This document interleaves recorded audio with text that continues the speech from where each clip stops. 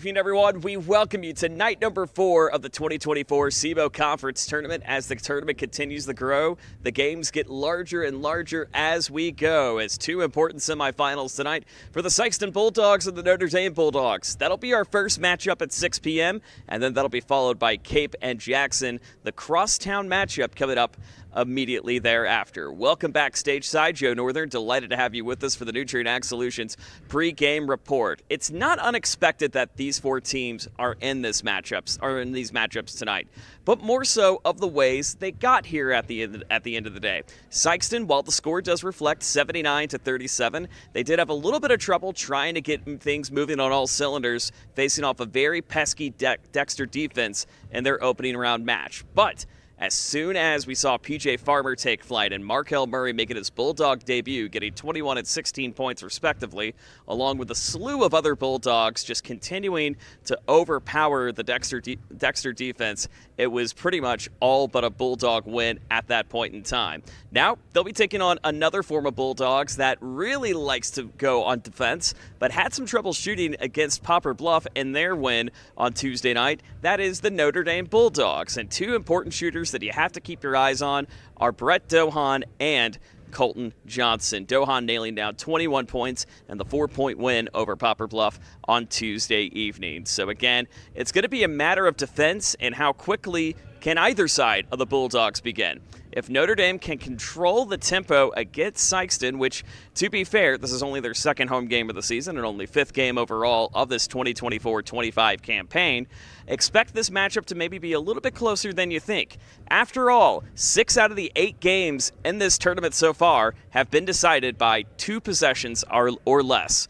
Now, we'll talk about our late game coming up a little bit later on in the broadcast tonight, as again, it's a crosstown rivalry that dates so many years back in Cape Central and Jackson. We'll spend some time talking about that coming up after Notre Dame and Sikeston. But one man that knows this tournament quite well than anybody else and knows this Sikeston team from a different perspective has a lot of great memories for this tournament. And we'll be talking to him coming up in just a moment. I'm talking about Derek James, the PA announcer for the Sikeston Bulldogs right here at the Fieldhouse. Caught up with him to get his thoughts on this 2024 tournament and thoughts of his memories of this probably one of the best tournaments in the state of Missouri. Night number 4 is upon us. We're glad you're with us here on Aycorp Sports.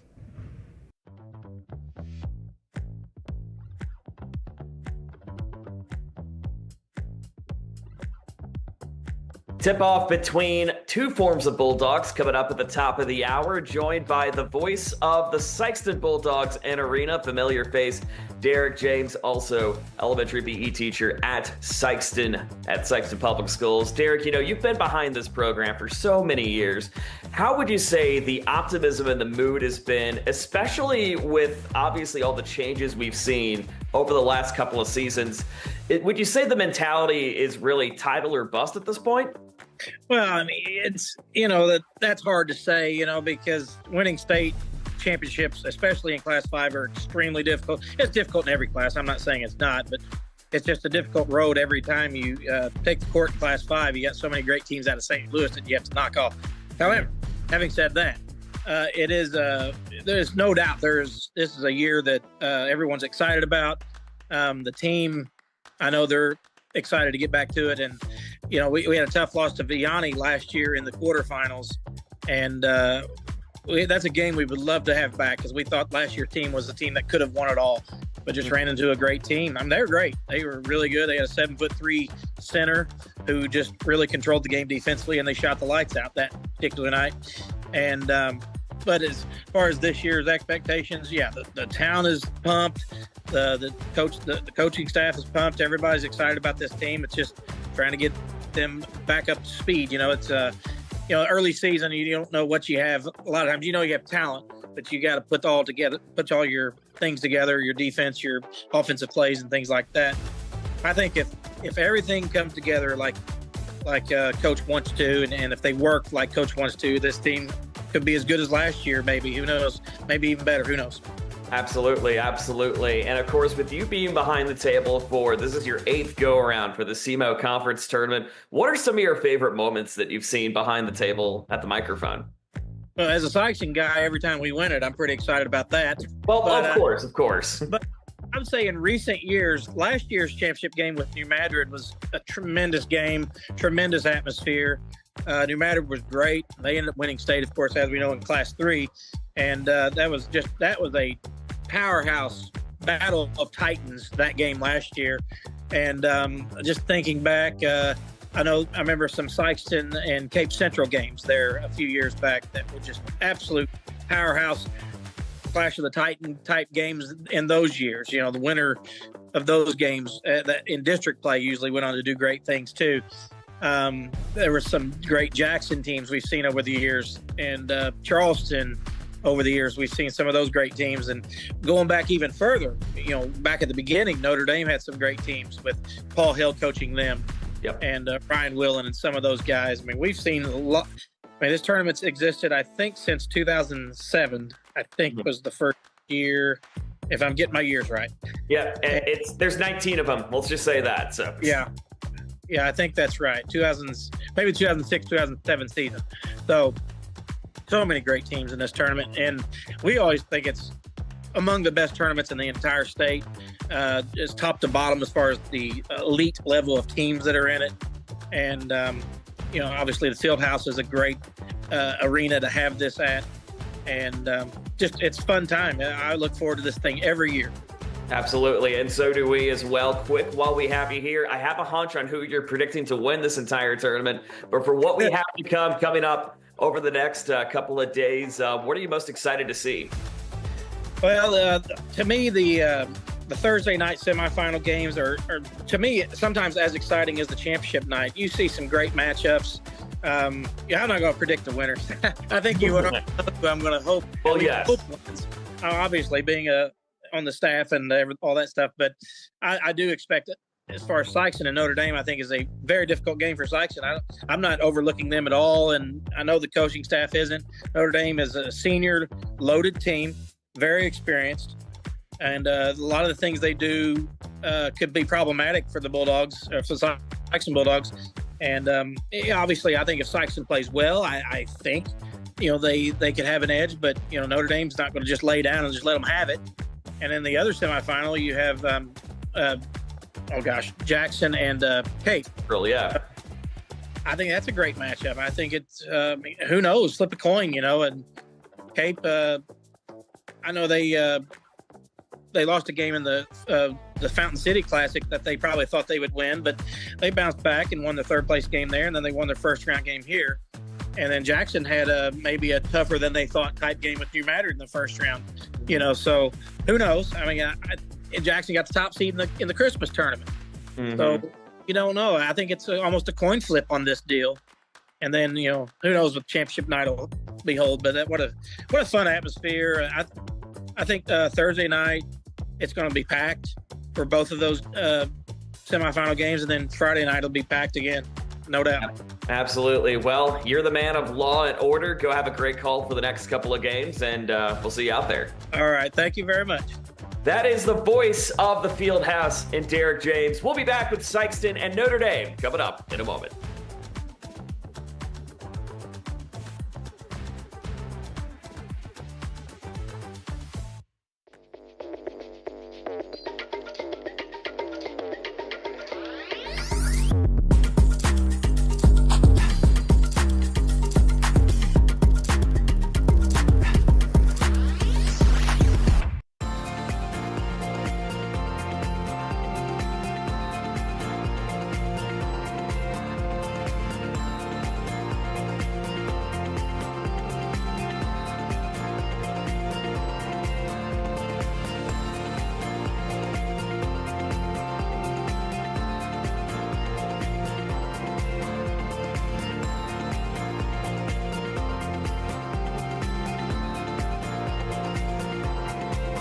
Agriculture is not a fad, and it's not for the faint of heart. Long days become long nights, sacrificing time away from your family, even on weekends, just so you can get the crop in and get the crop out. This is your way of life. At Farm Credit Southeast Missouri, we are 100% bought into your commitment. Because we are customer-owned, it is our mission to be your ag lender, and we intend to be your value-added partner for next year and the long term.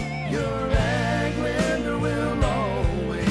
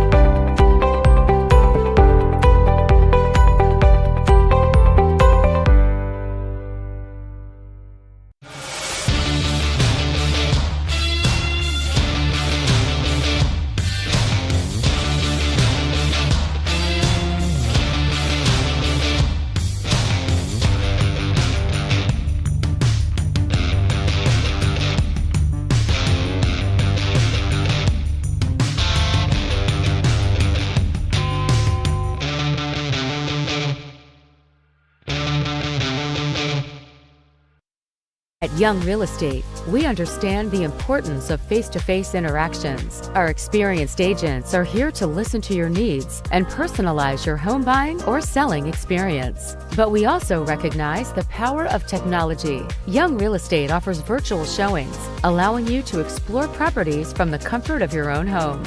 Young Real Estate, where technology meets a personal touch. Your dreams, our expertise. Contact us today and let's make your dream home a reality. Life can be a little hectic when you're always in motion. Don't you wish you had a bank that could keep up? First State Community Bank's digital banking is the perfect companion for your fast-paced everyday life. Whether you're looking to review your full financial picture or just wanted a quick glance at your balance, First State Community Bank keeps you connected to your finances, all while juggling your daily activities. Download the app today and bank in motion with First State Community Bank's digital banking. The best things in life never change. They just get better, like Hardee's Original Bag. Back and better than ever. Just $6.99. Mix and match any 2 full-size favorites. A juicy charbroiled double cheeseburger, melty hot ham and cheese sandwich, or crispy hand-breaded chicken tender wrap. Any 2 plus fries and a drink, all just $6.99. Hardee's Original Bag. Loaded with handcrafted goodness. It's the greatest meal deal for your buck.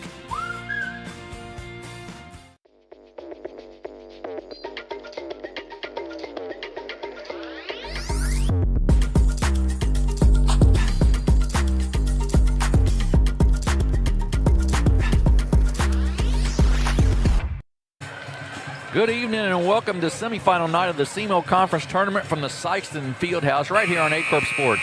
Our 4 semifinalists for tonight are the top 4 seeds. The number 1 Sikeston Bulldogs take on the number 4 Notre Dame Bulldogs, and the number 2 Cape Central Tigers will play the Jackson Indians.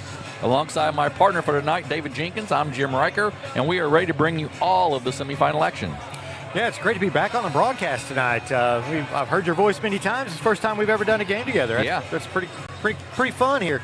It's been a fun tournament so far. I mean, pretty much all the seeds have held out, kind of surprisingly. I think we've only had the one upset, Kennett over Charleston. So, it's kind of it's kind of went as we expected. But we've got a good one tonight with Notre Dame and Sikeston, big rivals that. This has been a rivalry for some time, and they've had some big games here in this field house, some district championship games and stuff. So it's going to be a fun one tonight. Yeah, I know you got the game Tuesday night, and really for the Notre Dame Bulldogs, Brett Dohan really carried them on Tuesday night. Yeah, he really did, and they needed him to because they really struggled from outside, but he was inside. He was able to get a lot of baskets. He's really got good footwork inside, and he kind of just put them on his back there, especially in the second half. And they really needed that because they were really struggling from the field, which is kind of uncharacteristic for this Notre Dame team. Yeah, 4-24 from the three-point line, only 17%. So that's, that you're lucky to win a basketball game when you shoot with the ball like that. Yeah, absolutely. I mean, they were, I think at one time it was like 2 of 17, and it was a rough shooting night for sure. But hopefully they'll heat that up a little bit tonight. And then on the other side, the Sikeston Bulldogs, of course, led by P.J. Farmer and Marquell Murray, which you would assume. But the thing that stood out to me was not a lot of output out of either Tristan Wiggins or Chris Artis, which tells me there's a lot more room for Sikeston to even improve. Oh, yeah, there is. Chris Artis, he does a lot of the small things, the same things that don't show up in the box score. But Tristan Wiggins, I think they're just waiting for him to kind of start scoring a little bit more because he has that ability for sure. I know you mentioned in the podcast today about McCray, how the way he plays very, very well too. Yeah, I really like him. He doesn't get a lot of publicity, but he's a really, really good player, and he's kind of led them in scoring a few times this year. It's been he's been just a welcome addition to his scoring to it.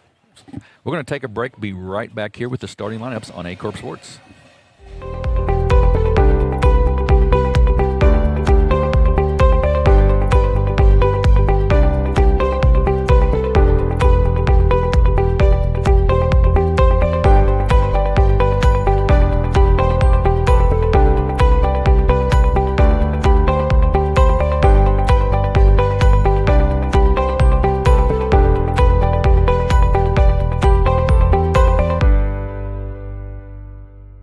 Young Real Estate, we understand the importance of face-to-face interactions. Our experienced agents are here to listen to your needs and personalize your home buying or selling experience. But we also recognize the power of technology. Young Real Estate offers virtual showings, allowing you to explore properties from the comfort of your own home. Young Real Estate, where technology meets a personal touch. Your dreams, our expertise. Contact us today and let's make your dream home a reality.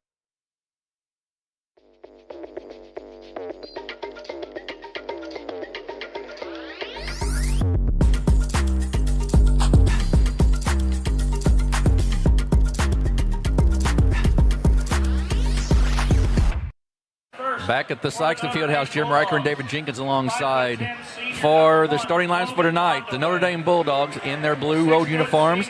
5'10" senior number 1, Logan Londaway. A 6' senior number 3, Colton Johnson. Brett Dohan, a 6'4" senior number 5, had 23 Tuesday night. Brent Schumacher, a 6' senior number 11, Brent Schumacher, and number 35, Hudson Dennis, a 6'4" sophomore. They're coached by Jeremy Brinkmeyer and assisted by Mark Rubel. And the number 1 seed, Sikeston Bulldogs, will go like this. Number 0, a 6' senior, Kristen Wiggins. A 6'2" senior, number 2, Chris Artis. A 7' senior, number 3, Trey Sadler. A 6'1" senior, number 23, LaQuarian McCray. And a 6'2" senior, SEMO recruit, number 24, PJ Farmer. They are coached by Greg Hollifield, assisted by Brian James, Will Hollifield, Derek James, Parker Long, Trayvon Dennis, and Caleb McGee. And David, it's sure nice to also have, we've not seen a game in this tournament with this many seniors. Yeah, a lot of seniors here tonight. 10 seniors for Notre Dame. They are obviously a very senior-dominated team, and a lot of seniors here for Sikeston as well. It's these guys know each other very well and have played a lot of games against each other over the years. So it'll be Trey Sadler to jump center against Hudson Dennis, the 6'4" sophomore for the Bulldogs, the only non-senior on the floor right now. Sikeston, of course, in their home whites, and the tip goes down to Artis. Farmer in the lane. Jumper up and short, no good. Rebound taken down by Dennis. But Trey Sadler gets it right back. Wiggins inside, goes up strong, up and good. Just a lot of effort there by Sikeston, and just getting those offensive rebounds. And a quick foul on McCray as Sikeston's in their 2-2-1 zone. It's also nice when you play that 2-2-1 zone to have a 7-footer back there at the end of it. Yes. that makes a coach feel pretty good, I imagine. Yeah, with those long arms, that's a definite benefit. Londaway up top against the zone. Double teamed out there, a lot of pressure, and we're going to have a jump ball, and it will go back to Notre Dame. And you talked about it before we went on the air. The Sikeston pressure, it's just hard to handle for any team, really. Yeah, it is. They speed you up and kind of get you out of your comfort zone, and it's really hard. Even if you've seen it a few times, it's really hard to adjust to. Johnson with a long 3 off the mark, no good. Long rebound, run down by Artis. They get ahead quickly to Farmer. He thought about the 3, drives baseline, and kicks it out. Wiggins, top of the circle for 3, off the mark, no good. Sadler off his hands, loose, taken down by Logan Londaway of the Bulldogs. To Johnson, and he stepped out of bounds to be a turnover on Notre Dame. Yeah, and if Notre Dame, if they want to have a chance here, they've got to eliminate some of these turnovers. They've got to take care of the basketball, and I think kind of run some clock here and kind of slow Sikeston down a little bit. Wiggins drives to the basket, goes up off the glass, no good, tips it back up, no good, off the hands. Wiggins, off of Wiggins, out of bounds, will go back to Notre Dame. A lot of the ball bouncing around off everybody's hands so there far. is. You're exactly right. Sikeston's getting a lot of opportunities, too, inside on the offensive boards, it looks like so far. Londaway with the basketball for Notre Dame. Inside, nice look inside up, missed the shot, no good. Sadler with the rebound. Farmer ahead to Artis. Right side, McCray with it. Nice pass to Sadler. He goes up off the glass and good. Good look there by Tristan Wiggins on the assist. Yeah, Sikeston shares the ball so well, and I think that's something that they need. They need Sadler to really make be a dominant force inside for them. Notre Dame with it. They trail 4-0. Missed a long three and a bunny so far. Quick defense, as always, for Sikeston here. To Dennis at the free throw line, to Colton Johnson down the baseline. A little runner up, off the mark, no good. Tipped out, taken down by Notre Dame. Schumacher with it in the corner to Londaway, then inside to Dohan. Kicks it back out to Johnson. To the lane, up and no good by Schumacher. Rebound by Farmer. Quickly down the floor is Sikeston to Artis. Kicks it across to McCray. He's open for three from the corner. Good, nothing but net. Once again, you mentioned it, great ball movement. Yeah, that one of the Coach Hollifield's teams always share the ball so well, and that's a testament to the way he coaches. Dennis, no good. Ahead quickly to Artis. He's going to take it to the basket. He's going to be fouled, hacked across the arm, and it'll be, don't know if it was on the floor or 2 shots. We'll see the call here, but good job of getting it down the floor quickly like they always do. And they started off a little slow against Dexter the other night. Not so much tonight. No, not at all. And I think Notre Dame's kind of playing into that a little bit. They're kind of pushing the ball up the floor as well. And that just plays right into what Sikeston likes to do. Notre Dame's going to take a 30-second timeout. We'll keep it right here with Sikeston with a 7-0 lead. By the way, that foul was on Londaway. And Saturday, David, it's the Bloomfield Christmas Tournament seating show. I don't know about you, but I'm excited about that. Oh, I am too. That's going to be a lot of fun. We'll be on the air about 11 o'clock. It'll be David, myself, Bobby Alford. It'll be Andrew Moore, and Joe Northern will join us as well. And we'll bring you all the seedings as they happen, the matchups, some analysis of both all the teams and the matchups. And you'll get we'll probably have an argument or two during the course of the day, and that's sort of what we want. But it should be a good one. So join us at 11 a.m. on Saturday morning for the Bloomfield Christmas Tournament Seed Show live here on Aycorp Sports. Yeah, that's the first time I've ever done that. That's going to be a lot of fun, and I think it's going to be a great tournament this year. Yeah, absolutely right. Absolutely. Chris Artis to shoot 2 free throws here. Sikeston up 7-0.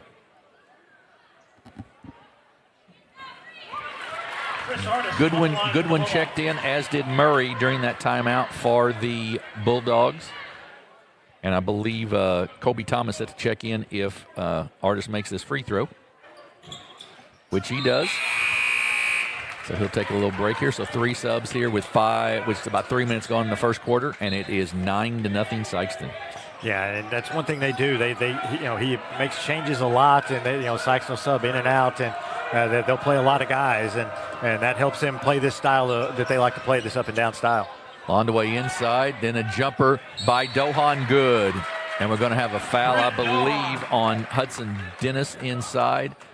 Foul on Notre Dame. And it is after the shot, so the basket will count. Team foul number 2. Yeah, Notre Dame needed that shot. They missed a couple of easy ones inside, and leave it to Dohan to be the one to kind of put them on the board. Farmer with the basketball against the pressure, 2-1-2 pressure by Notre Dame. Wiggins out front. The one thing I would say Sikeston doesn't have is maybe a true point guard this year. A lot of kids who can handle the ball, though. Yeah, they've got a lot of guys that can handle it, and Tristan and PJ, they'll do a lot of the ball handling for them. But you're right, they're not really a true point guard, and they use PJ a lot to kind of get them into all their sets. Farmer for 3 on the inbounds, off the mark, no good. Rebound to Dennis. Double team there. Then off to Colton Johnson and to Londaway. Sikeston's gone to a man-to-man now. Wiggins on Londaway. They get it inside to Dohan. He's guarded by P.J. Farmer. Farmer with the knockaway ahead to Thomas. He goes up for the layup, up and good. 11-2 Sikeston. Yeah, Kobe Thomas is a good little junior for them. He's been playing since he was a freshman. He's a really nice player, and he's another one that kind of goes under the radar for him. But when he comes off the bench, they don't lose a step. Interesting matchup there, Farmer and Dohan on offense and defense. Inside, a screen was set, and then Farmer recovered. Ooh, they're going to get him on the arm. He recovered nicely, though, on that. Yeah, he does, and he's somebody, he's very versatile. Even though he's a little bit undersized in there, he can guard the post, and he can guard somebody out on the wing as well. So he's very versatile defensively. I did notice Tuesday night when Farmer picked up the 2 quick fouls, the offense isn't quite as fluid for Sikeston when PJ's out of the ballgame. Yeah, they like having him on the floor, especially early in the year. He can kind of get them into their sets and kind of is the calming influence for them out there. And they really like him on the floor. I'm sure as the year goes on, that'll change a little bit. But right now, I think they kind of need him on the floor. Bonham and Harden check in for Notre Dame as Dohan makes both free throws, and it's 11-4. Wiggins with it in the backcourt, off to Murray. Trying to extend that defense a little bit. Notre Dame is. Wiggins the free throw line. Kicks it across to Murray for 3. Good. Marquel Murray for 3. 14-4. Boy, he's an addition to their arsenal for sure. Yeah, he is. He's so athletic, and somebody that can pull up and hit that outside shot as well. You start overplaying him on that, he's just going to drive right by you. He's got so many attributes on offense. He's a good heck of a player. Dohan there, tied up by Thomas, and we're going to have a jump ball. Good help defense by Colby Thomas to tie it up. McCray checks back in and gives Wiggins a little bit of a breather. So everybody except Farmer has been off the floor already a little bit tonight from the starting lineup.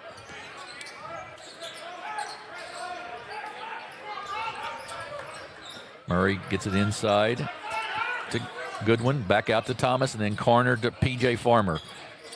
Oh, nice dish, but a good block by Schumacher. Then loose. McCray with it. It is short and no good. Rebound this time by Schumacher, and he clears it out. Glad that elbow didn't catch Goodwin in the head. It would have knocked him out. Yeah, that was a heck of an elbow. One thing Sikeston does kind of struggle with, especially without Sadler in the game, is they kind of struggle rebounding the ball. They're not real tall, so they do kind of struggle with that a little bit. Farmer stops, pops, off the mark, no good. Rebound taken down by Bonham. 14-4, Sikeston jumped out to a quick lead, 9-0 lead. It's now 14-4. Colton Johnson for 3, short, no good. Gets his own rebound. Kicks it out top. Harden for 3, off the mark, no good. And going to have a push on Farmer. No, just out of bounds. Just out of bounds, yeah, okay. Devin Dannemuller checks in for the Bulldogs of Notre Dame. Tell you what, Harden's shot from top of the key, that thing about brought rain. He had to shoot it really high to get it over the outstretched arms of Sikeston, and that thing was pretty high. Murray with it to Farmer. 15-foot little runner in the lane, short, no good. Put back up, no good. Sikeston all of a sudden has gone a little bit cold, but Notre Dame hadn't been able to cut into the lead. Yeah, it seems like they're kind of rushing a little bit. They're doing quick little tip backs instead of just getting good possession of the ball and going straight back up with it. Dannemuller with it, kicks it off. Colton Johnson with it. 15-foot runner in the lane, short, no good. Loose, gets it ahead to Thomas. He puts it on the floor. He goes up and good. Nice run out by Colby Thomas, and it's 16-4 Sikeston. Those layups will help get you back on track real quick. Yes, it will. Harden with the basketball. Sadler back in the game for the Bulldogs of Sikeston.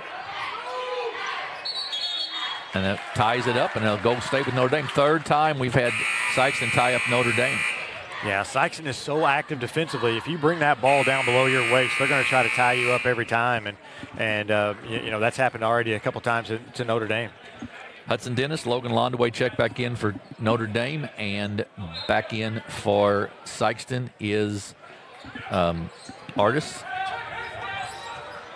Good hands by Murray, knocks it away. Londaway recovers though. Minute to go in the first quarter. Sikeston leads 16-4. Dohan with it up top.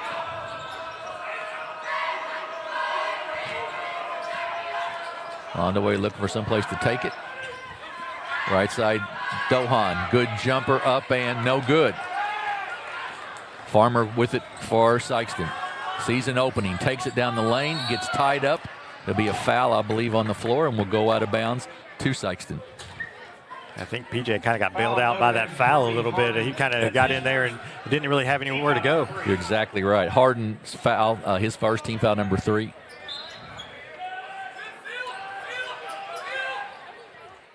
Out to Murray. Farmer in the corner, looked inside, nothing there to McCray, so they'll reset a little bit. 5 wide. 3 up and off the mark, no good. Rebound taken down by Harden. Nobody inside to rebound that time for Sikeston offensively. Jumper by Dana Mueller, way off the mark, no good. Actually by Dennis, no good. Ahead, up and good by Chris Artis. Does not take Sikeston long to get on the floor. It does not, and you've got to know if you're Notre Dame that immediately when they get the rebound, they're trying for those runouts, and you've got to get back on defense. Man, they are hounding Londaway, and that'll be the end of the quarter. It is Sikeston 18, Notre Dame 4. Been a defensive display for the Bulldogs of Sikeston so far. We'll take a 30-second break, be back here with the second quarter on Aycorp Sports.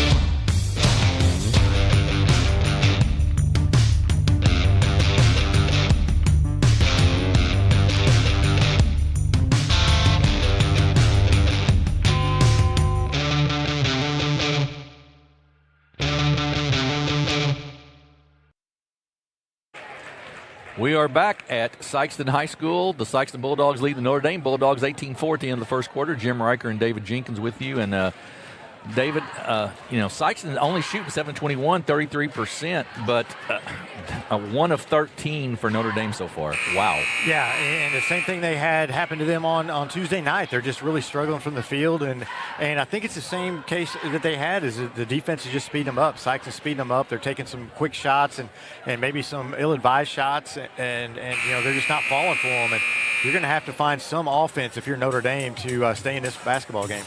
All 4 points for Notre Dame. Brett Dohan, Colton Johnson struggling shooting a little bit tonight so far.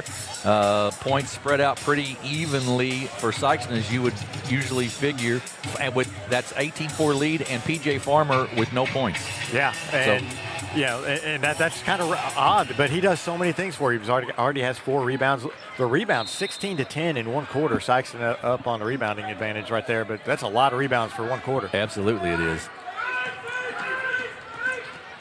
Notre Dame stays in their zone. Jumper for 3, good by Tristan Wiggins. He's got 5 now, and it's 21-4 Sikeston. And if he starts getting hot as well, they're going to be really tough to beat because he's kind of struggled a little bit offensively to start this season. Dennis with the ball. They do get it across the timeline. Farmer almost with the steal. Schumacher with it on the left side. Inside to Dennis. Kicks it straight to the Sikeston bench. Out of bounds. It'll be a turnover and go back to Sikeston. Yeah, and again, they just, that defense just speeds you up and it just makes you uncomfortable. And when you're uncomfortable, you're going to make passes like that to basically nobody, where you think that somebody's going to be. Artis with the basketball to Farmer, inside to Sadler, up and rims out, no good. Off of Notre Dame, out of bounds, will go back to Sikeston. Dohan and Johnson check in for Notre Dame. That was a good look inside. Sikeston does. They pass the ball so well into the post and even out to the wings whenever they get it into the post. They're just such a good passing team. McCray with it. Artis, nothing there, so they'll reset. High post. Wiggins, no good. Tipped, taken down by Londaway. He had 6 last rebounds the other night at 5'10". Does a nice job of getting on the boards. Yeah, he's a small player, but boy, he gets in there and battles, and he's just kind of one of those gritty guys that just does all the small things, and he plays a lot bigger than his size. Schumacher with it. Dana Mueller blocked by Sadler. Ahead to Artis. He goes up and good. 23-4. Another timeout by Coach Brinkmeyer as he's trying to work on, I think, maybe shot selection a little bit, but yeah, I think he's shot selection. I think he's getting them on him a little bit, but for not getting back either. They're just slow rotating back, and it's leaving Sikeston some easy layups, and that's what Sikeston wants. I'm from Dexter, and the talk after Tuesday night was, wow, we really got shellacked, and I tried to tell people Sikeston's going to shellack a lot of people this year. They are. I mean, they're a good basketball team. They're so fundamentally sound, and they have so many weapons. It's just tough. Yeah, they're a really good team, and I thought Dexter did a really nice job for about a quarter and a half against them. They really kind of took them out of their game plan. They were, slowed them down, kind of frustrated them a little bit, and eventually Talent's going to win out. But I thought Dexter had a really nice game against them. Yeah, I would agree with you. Notre Dame with the basketball. Londaway with it. He's guarded there by McCray. Turns the corner a little bit, but McCray does cut him off. Nothing inside. Now they get it inside to Johnson. Jumper up and good. Colton Johnson with his first two, and it's 23-6. Yeah, they needed that. Johnson really needs to get hot. He's somebody who can really fill it up once he gets hot, but he just has not, he's just not gotten loose here in this tournament. Wiggins for three, no good. You mentioned that right there was a great example of that. You mentioned on the podcast today how Sikeston is so good on the missed shot of going straight into their defense. Yeah, I mean, as soon as the other team gets the ball, they are immediately playing defense, and they're not retreating down the floor. They're going to guard you right where you're at. And, most teams will retreat down the floor and then start guarding, but Sikeston doesn't do that, and it takes teams a while that they play to get used to that. Dohan got free from Goodwin there, I think, and I believe he picked up McCray with the foul, his second team foul, number one on the Bulldogs. So McCray will take a quick seat, and Kobe Thomas will check back in. Inbounds to Dohan, goes down the baseline.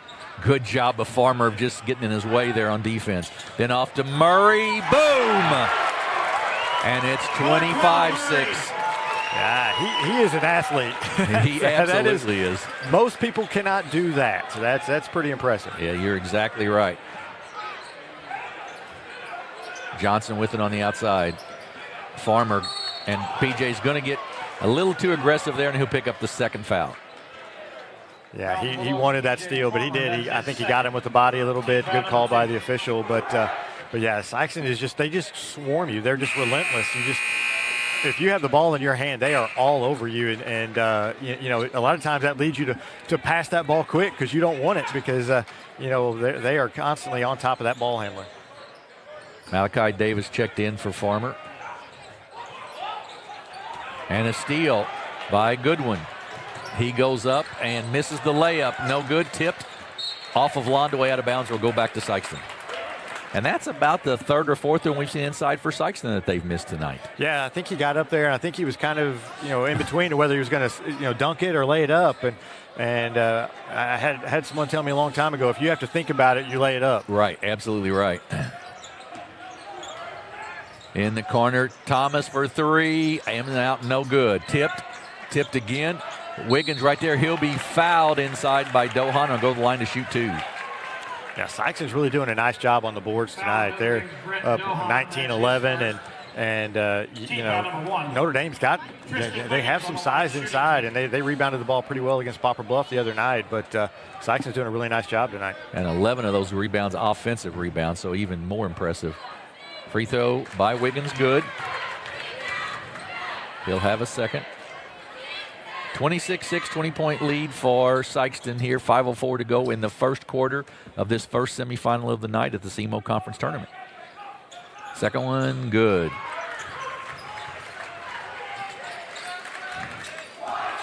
Johnson with the basketball in the backcourt. He's guarded there by Wiggins. Good screen set by Dohan.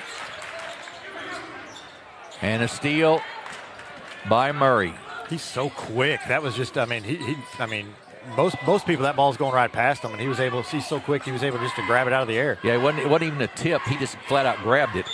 Wiggins going to lose it, but that's because he was fouled. It'll go out of bounds and still belong to Sikeston. Doesn't seem fair to be 6'4" and be that quick, does it? Yeah, they can jump out of the gym, has that quickness, and has a nice touch from outside too. He's the whole package. Thomas to inbounds for Sikeston. Gets in the corner to Wiggins. He'll take the three. Short, no good. Rebound tipped up. They kick it back out to Thomas for three. Off the mark, no good. Sikeston struggling a little bit at the three-point line. Hudson Dennis with it. Gives it off to Londaway. Misses his guys down the floor, and And that is a great example of being so worried about the defense, you couldn't find the three guys that were wide open down the floor for you. Yeah, because he had them wide open, and he just, either that or you're afraid to pass. I mean, because you've got Murray there who's just shown he's so quick, and he can get to that ball so quickly, so he may have been afraid to pass. But, you notice whenever he got the rebound right down here on the baseline, he had two Sikeston guys doubling him right down there. There's just no break if you have the basketball. Sikeston back in the zone. Londaway with it.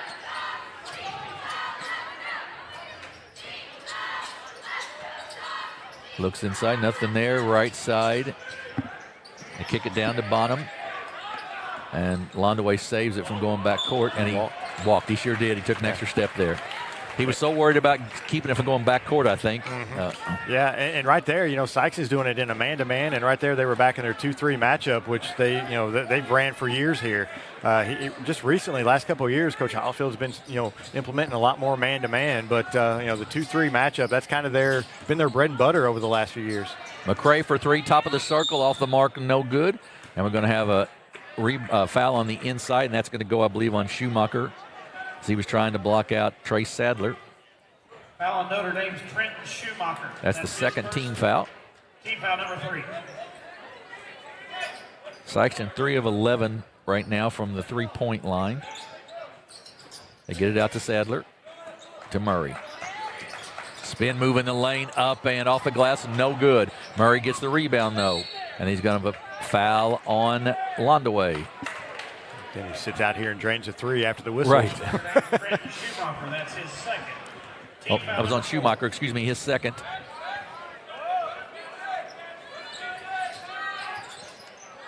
Out top. Artis in the lane, dishes it off, and then McCray loses it out of bounds. Yeah, just got a little loose with the ball underneath there. Yeah. So 27-6. Sikeston in their 2-2-1 full court. Dennis with it. Bonham or Harden with it. Jump ball will go back to Notre Dame. Just Sikeston just so active defensively. They're always around the ball, always trying for tips and just trying to do anything they can to get themselves in a fast break situation.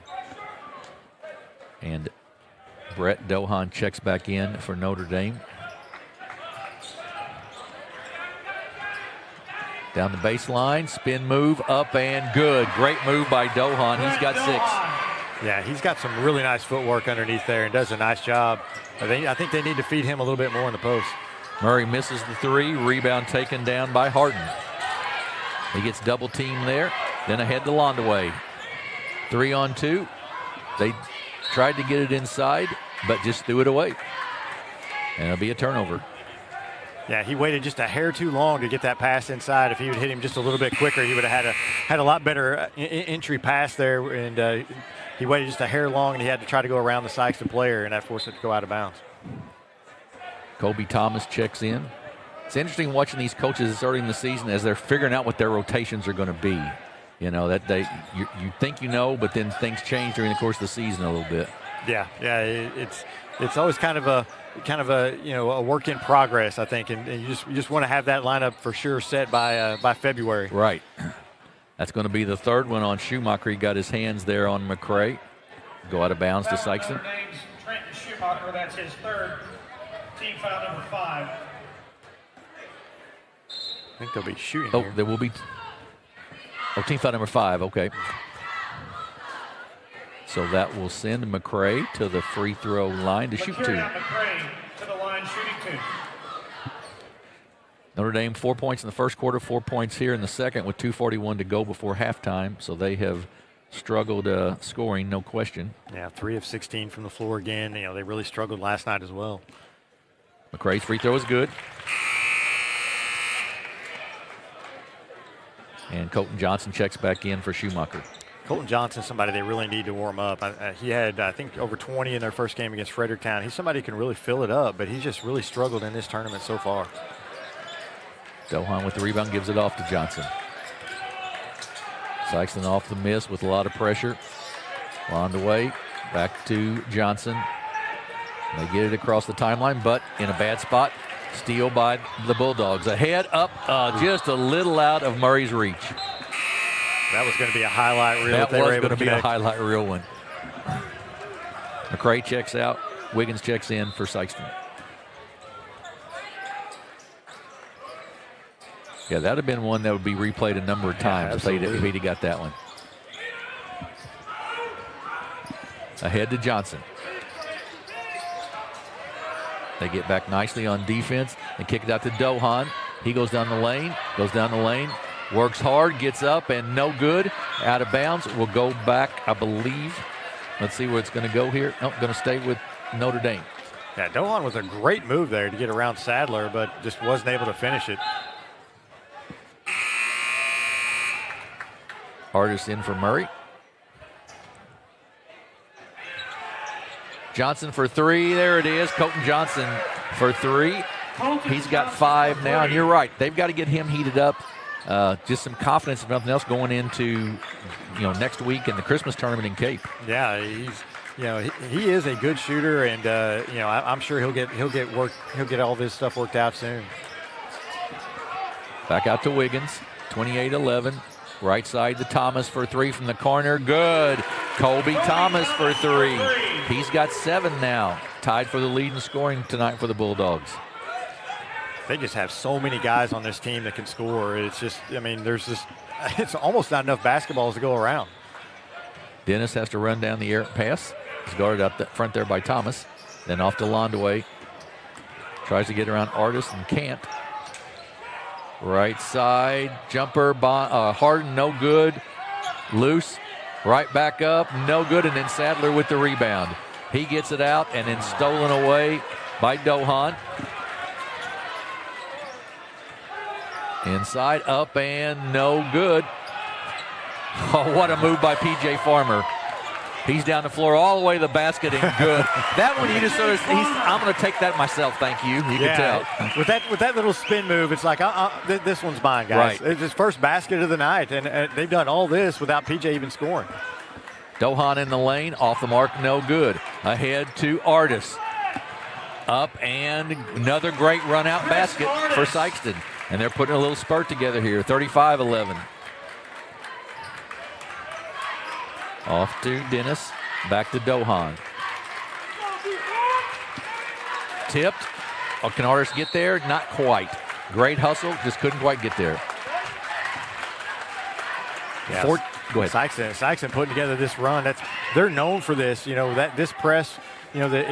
As it wears you down, at the end of the first half is usually they usually try to go on a little run and put some points on the board as the other team has some tired legs and starts making a little bit of lazy passes. Harden with it, up top. Kicks it right side, knocked out of bounds by Farmer. Farmer did a nice job internal the last time down, too, of not picking up a third foul. He could have got one pretty easily, laid off, just defended nicely and didn't pick up that third one. Yeah, he's a really, really smart player. He had those 2 fouls early against Dexter. They brought him back in the first quarter, and he didn't pick up his third foul until, I think, early in the fourth. Johnson's three at the buzzer doesn't go, so we're at halftime. It's been all Bulldogs from Sikeston. It's Sikeston 35, Notre Dame 11. We're going to take a quick break, and then we'll be back with a little interview that Andrew Moore did with Dontre Jenkins last night after the New Madrid County Central Eagles with their win. So stay tuned for that, and then we'll be back with the second half of this one on Aycorp Sports.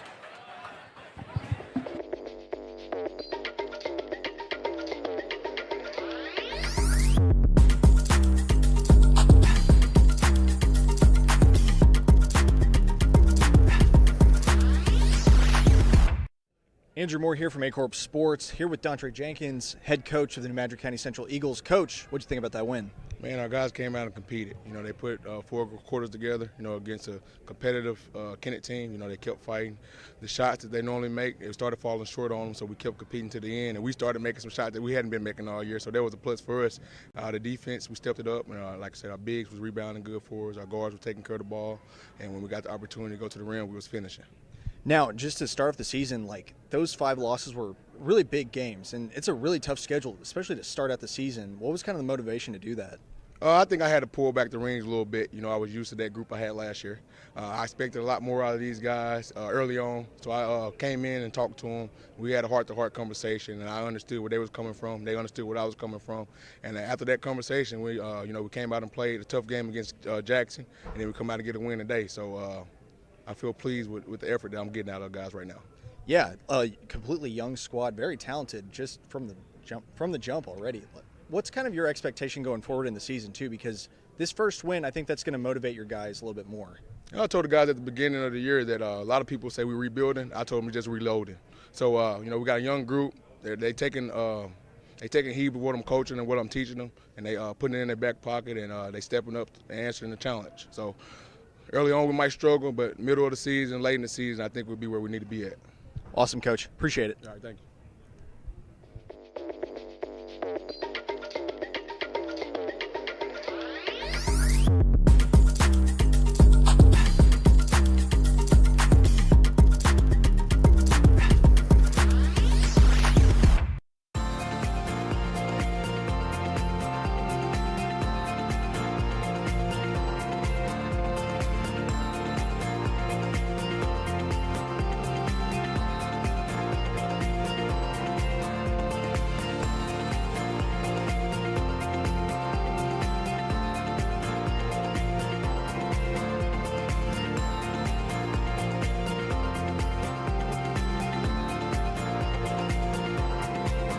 Agriculture is not a fad, and it's not for the faint of heart. Long days become long nights, sacrificing time away from your family, even on weekends, just so you can get the crop in and get the crop out. This is your way of life. At Farm Credit Southeast Missouri, we are 100% bought into your commitment. Because we are customer-owned, it is our mission to be your ag lender, and we intend to be your value-added partner for next year and the long term.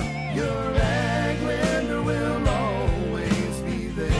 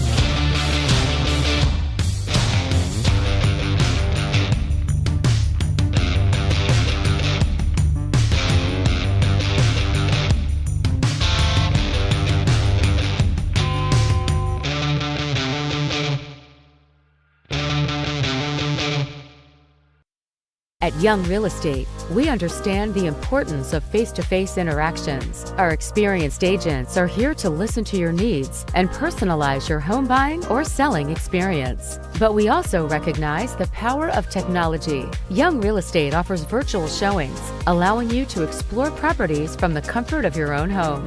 Young Real Estate, where technology meets a personal touch. Your dreams, our expertise. Contact us today and let's make your dream home a reality. Life can be a little hectic when you're always in motion. Don't you wish you had a bank that could keep up? First State Community Bank's digital banking is the perfect companion for your fast-paced everyday life. Whether you're looking to review your full financial picture or just wanted a quick glance at your balance, First State Community Bank keeps you connected to your finances, all while juggling your daily activities. Download the app today and bank in motion with First State Community Bank's digital banking. The best things in life never change. They just get better, like Hardee's Original Bag. Back and better than ever. Just $6.99. Mix and match any two full-size favorites. A juicy charbroiled double cheeseburger, melty hot ham and cheese sandwich, or crispy hand-breaded chicken tender wrap. Any two plus fries and a drink, all just $6.99. Hardee's Original Bag, loaded with handcrafted goodness. It's the greatest meal deal for your buck.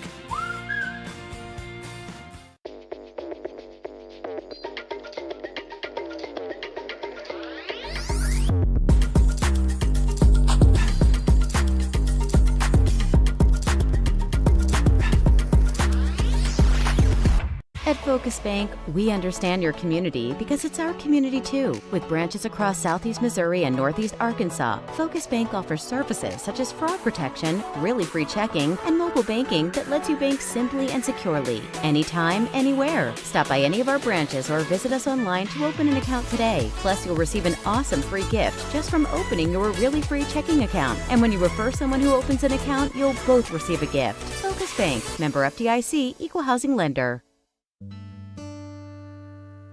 Thank you. Thank you for letting us be a part of your family and for trusting us with the ones you love the most. Thank you for allowing us to be a part of those lifelong memories. Thank you for taking us on the job and for putting us to work. Thank you for choosing us for your first vehicle and for every vehicle after. Thank you for trusting us for 70 years.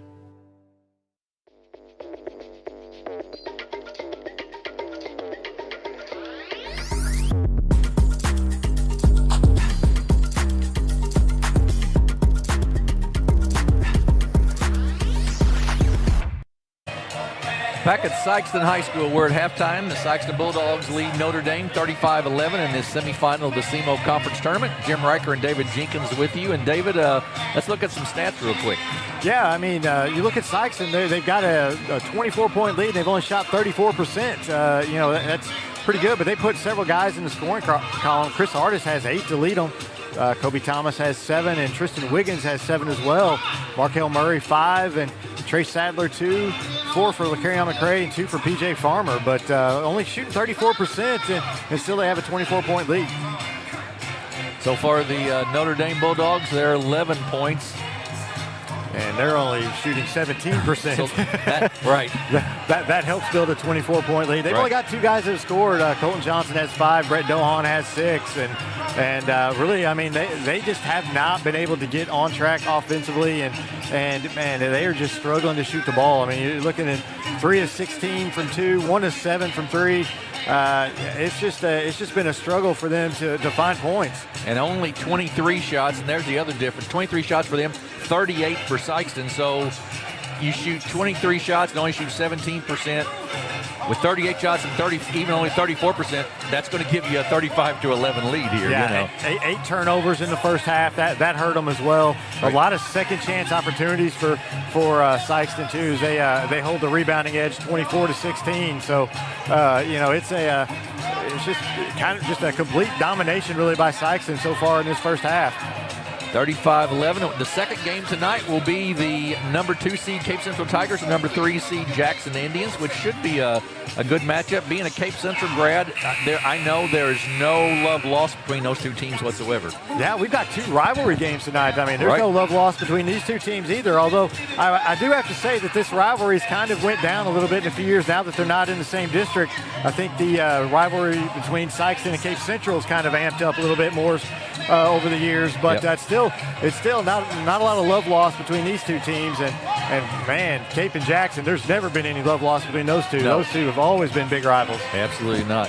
Make sure you check out our podcast, SEMO Sports Zone with Drew and Dave, featuring Andrew Moore and our own David Jenkins, chatting about all things sports from local high schools to college and professional teams. New episodes are released every Monday morning and Thursday morning here during basketball season and can be found at Spotify, Amazon Music, Apple Podcast, and the SEMO Sports Zone YouTube channel. So we start the second half. Sikeston will have the basketball and a 24-point lead, 35-11. Winner moves on to the 8:30 championship game tomorrow night. Loser will play at 7 p.m. in the consolation third-place game. McCray with it out to Farmer. Back to McCray. Bump across to Artis, and he stepped out of bounds on the catch of the pass. Be a turnover on Sikeston. Yeah, got a little too close to that sideline right there, and just an unforced turnover here to start the half for Sikeston. Sikeston, of course, in their full court pressure. Dohan back there with Londaway. Dennis gets it ahead to Johnson. Knocked out of bounds by Artis. Will stay with Notre Dame.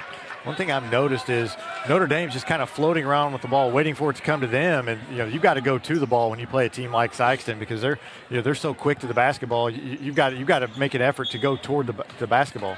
And they deny every pass. McCray there just denied that to Dohan, which was typically a simple inbounds pass. Into Johnson and up to Dennis.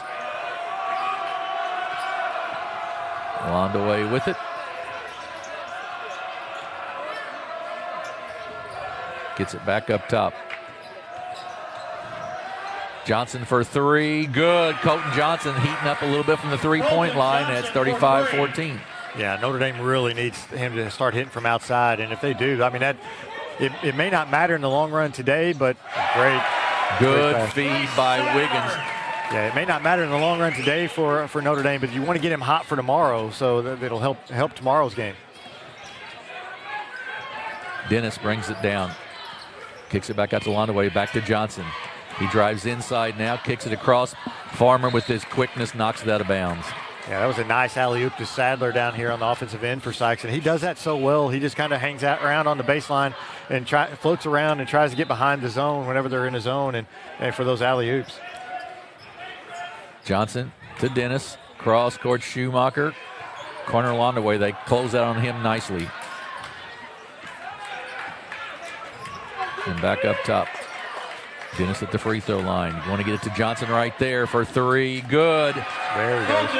That's where you want him to be. I wouldn't be surprised to see Sikeston maybe go back to a man-to-man here fairly quickly. Yeah, I was just thinking the same thing. You might need to go back to a man here and make sure you have someone on him, guarding him real close, because he's once he gets hot, he's just very streaky.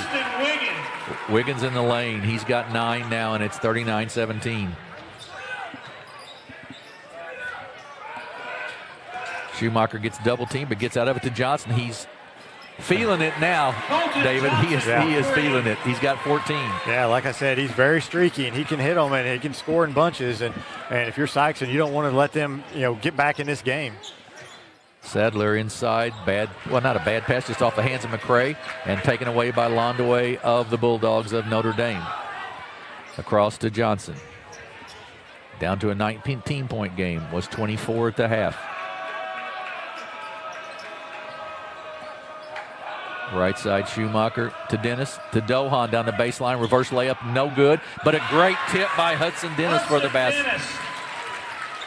Yeah, a lot of energy here for Notre Dame in this second half, and they're starting to make a little comeback. McCray with the jumper, no good. Rebound by Dennis. To Landaway. Sort of left him alone back there. Now they kick it off to Dennis. 39-22. Nice tip by McCray. Sure was. McCray with the layup up and good. And great pass to your right by Chris Artis right there.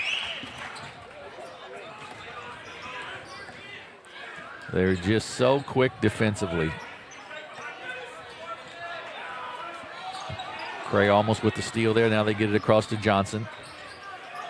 Back out to Landaway, and then to Dennis at the free throw line. He drives down the lane, goes up over Sadler, no good. Sadler with the rebound. Out to Farmer. PJ's quickly on the floor with it for Sikeston. And he's going to be called for the charge. That's an easy call right there. Yeah, anytime you lower your shoulder like that, they're going to call you for it. Absolutely. The third one on PJ Farmer. Team foul number 1. Murray checks in for Sadler, and Thomas will check in. Let's see, for... Somebody's going to have to leave. Yeah, somebody's got to leave. I think we got 6 on the floor still, don't we? 3, 4, 5. Yeah, I guess we're good now. Okay. So. Looks like McCray went to the bench. Yeah, that's it. Notre Dame with the basketball. Off to Colton Landaway, who's in the game. Drives down the baseline, dishes it off to Dohan. No good. Misses the bunny. Farmer ahead to Wiggins. He goes up and good. Tristan Wiggins in double figures for the Sikeston team. Yeah, you've got to rotate back because Sykes is going to send somebody down the floor trying for that fast break layup, and if you're Notre Dame, you've got to rotate back defensively. Sikeston has gone to a man-to-man defense here. Farmer with 3 fouls, going to pick up his 4th right there on Dohan. And that was a tough assignment for PJ with Dohan. Yeah, they've been battling in there, off and on all night. And right there, you can't reach around him. And he knew it, too. He immediately was, pointing to his chest like, yeah, I did that. But that's 4, and he's somebody they need here on the floor. So we'll see how they do, because I'm sure he's probably going to sit for a while. Up top to Colton Landaway. Guarded by McCray. Right side, Schumacher will take the 3 ball. Off the mark, no good. Rebound, Dohan. Goes up strong and good. Brett Dohan with the basket, and it's 43-24. Yeah, and that's one thing you lose with Farmer, too, is he rebounds it so well. He's got 6 rebounds on the night, but with him on the bench, you lose one of your best rebounders, and Sadler's over there as well. So, Notre Dame's got to look to, really crash the boards. Wiggins up top with it. Off to Murray. Murray will take the 3. Off the mark, no good. Nice interior rebound. Up and good by Javaris Goodwin, and he'll be fouled. Yeah, he's been a really nice addition to their rotation this year. Just, bringing it. He's 6'2". He plays a little bit bigger than that. He rebounds the ball really well, and that was a good, strong rebound right there with the putback. Goodwin on the line, shooting 1. Ryan Boswell checks in, and Logan Londway back in for Notre Dame. Back to a 21-point lead for Sikeston, and make it 22 as Goodwin handles the old-fashioned 3-point play. Logan Londway with it. Guard there by McCray. Inside, steal by McCray. Good anticipation. Looking for the break, nothing there, so they'll slow it down and kick it off to Tristan Wiggins. Yeah, they switched back to the man-to-man, and that was a good switch right there. Switched right into a steal. McCray to the basket. Up off the glass, high and good. Nice floater high off the grass for LeCrayon McCray. It's 48-24. Back to that 24-point lead it was at halftime. McCray gets a little too aggressive, and he picks up the foul. Yeah, Sikeston's got a 24-point lead. They've only got one guy in double figures, and that's Tristan Wiggins. So, they're just very balanced. They're spreading the ball around, and a lot of guys are getting in the scoring column. Third foul on McCray. So that's going to bring Malachi Davis in here at the next stoppage of play. Off to Dohan. Good one on him. Good help by Wiggins. It's up and good by Dohan, though, and a really strong move and a foul on the Bulldogs. Yeah, a good strong move there. He is a very good post player, and I'd like to see him get a lot more touches in there, but he's doing a really nice job this tournament of, in the post. I believe he is related to Danny Dohan, who went to school at Notre Dame and at SEMO and was a heck of a player. Yeah, he was on some really good Notre Dame teams there in the mid to late 80s. Right. Dohan's free throw is good. 48-27. Dohan now with 11. Wiggins almost loses it, but does not. Gets it off to Murray now. Davis with it, and off to Wiggins, and he'll be fouled at the free throw line. Notre Dame's Logan Londaway. That's his third. Third foul on Londaway, and the second team foul on Notre Dame. Colton Johnson back in for Notre Dame. Murray kicks it out to Wiggins. He goes up strong, no good. Rebound ripped down by Dohan. Yeah, I think they wanted the lob there. Sadler was going in for the lob, and I don't know if it was he decided to shoot it or the pass went a little long. Timeout, Notre Dame. Coach Brinkmeyer has to take a timeout because he was going to get a 10-second call if he hadn't. He'll take a full timeout, and we will as well. It's Sikeston 48, Notre Dame 27, 1:53 to go in the third quarter. You're watching the SEMO Conference Tournament from the Sikeston Fieldhouse on Aycorp Sports.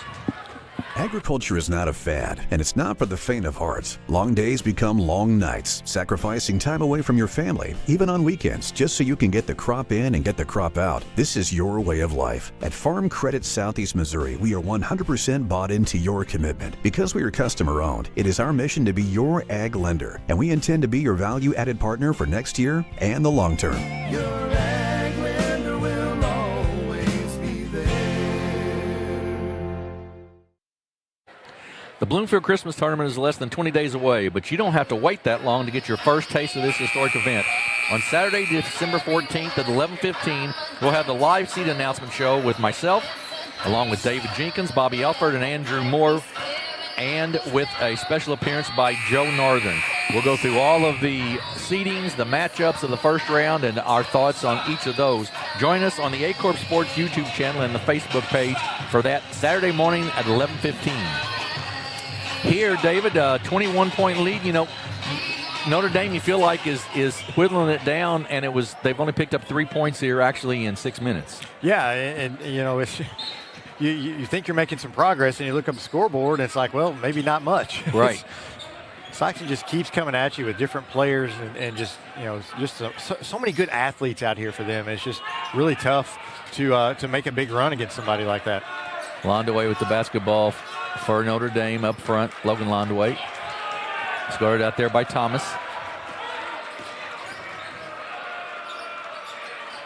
Inside. They kick it out to Dohan. He puts it on the floor. Tries to dish it. Thomas comes away with it on the steal. To Murray, up and good. He was thinking of a lob right there, I think, but they sort of cut in front of Murray and took that away, so he just took the layup. Bonham didn't stop the ball. He went for because he was expecting the pass, so he went with the trail, and so Kobe just had the wide open layup. Londaway with it. Right side, double team there, and kicks it out to Bonham. To Johnson. Sikeston back in their zone, 2-3 zone.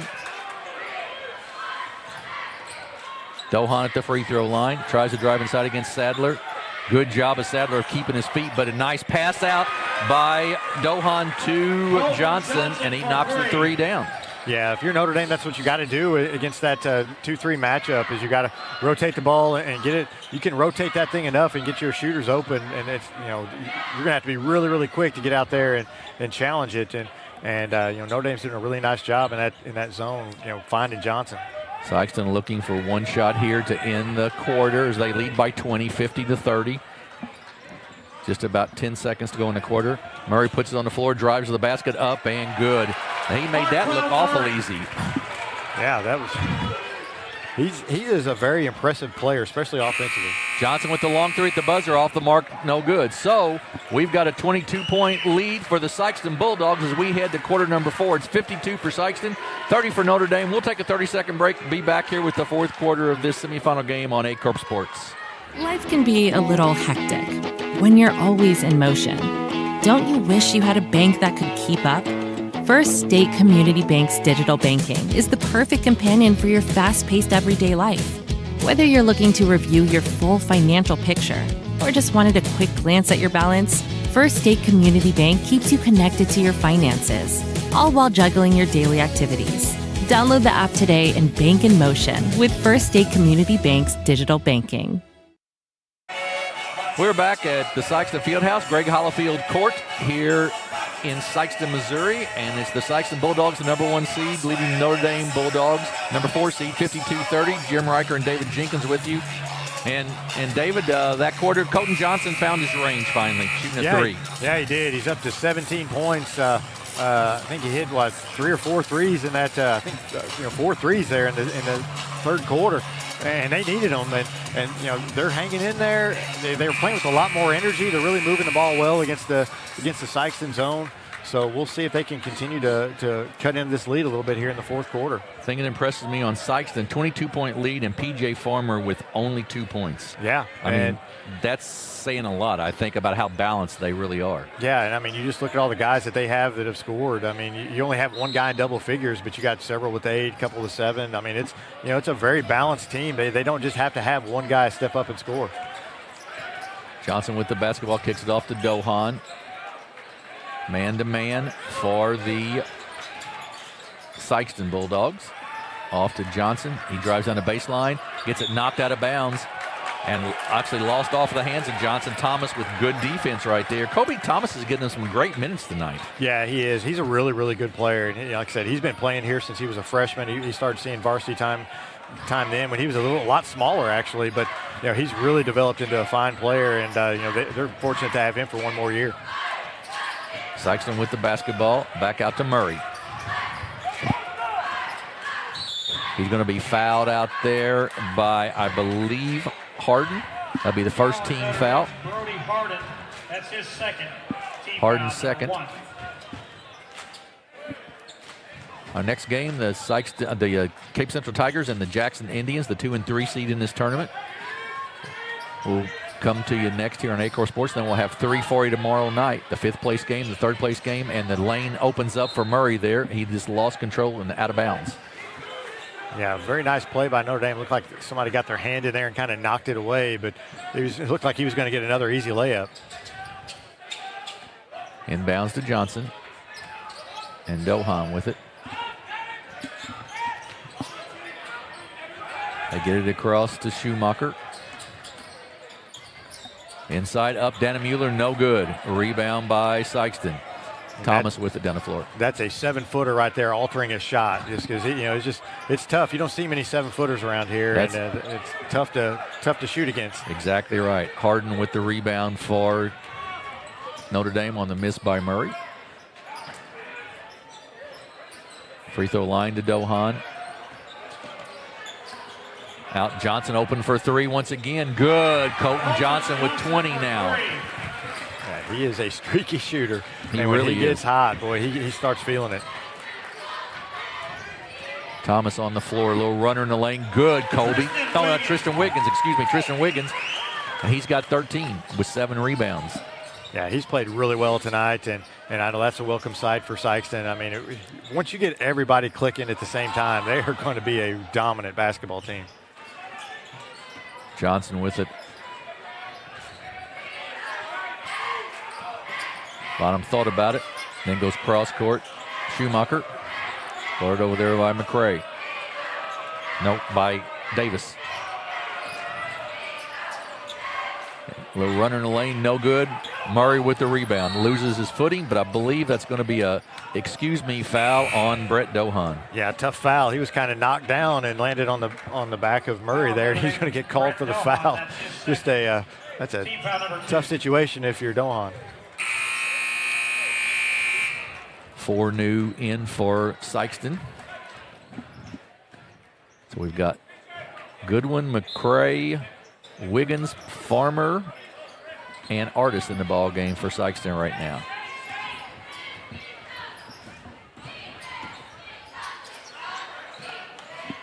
McCray puts it on the floor, kicks in the corner to Wiggins for 3. Long, no good. Farmer, though, with the rebound, good. Farmer, 7th rebound of the night. He's not real big, but he does a really nice job of getting position inside. It seems like he's always getting a lot of rebounds, and it's usually due to positioning. You can be a little smaller. If you get inside, they still got to go over your back, don't they? That's right. It's either a foul or a rebound, one of the two. Foul was on Artis, his first. 23-point lead for Sikeston, 56-33, 5:15 to go in the ball game. Dohan up top. Wand away.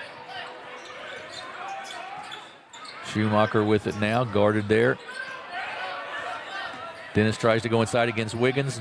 No good. Tipped out of bounds. Will stay with the Notre Dame Bulldogs. Seen a lot of that tonight where the ball just kind of just tipped out of bounds. Nobody can really get a hand on it.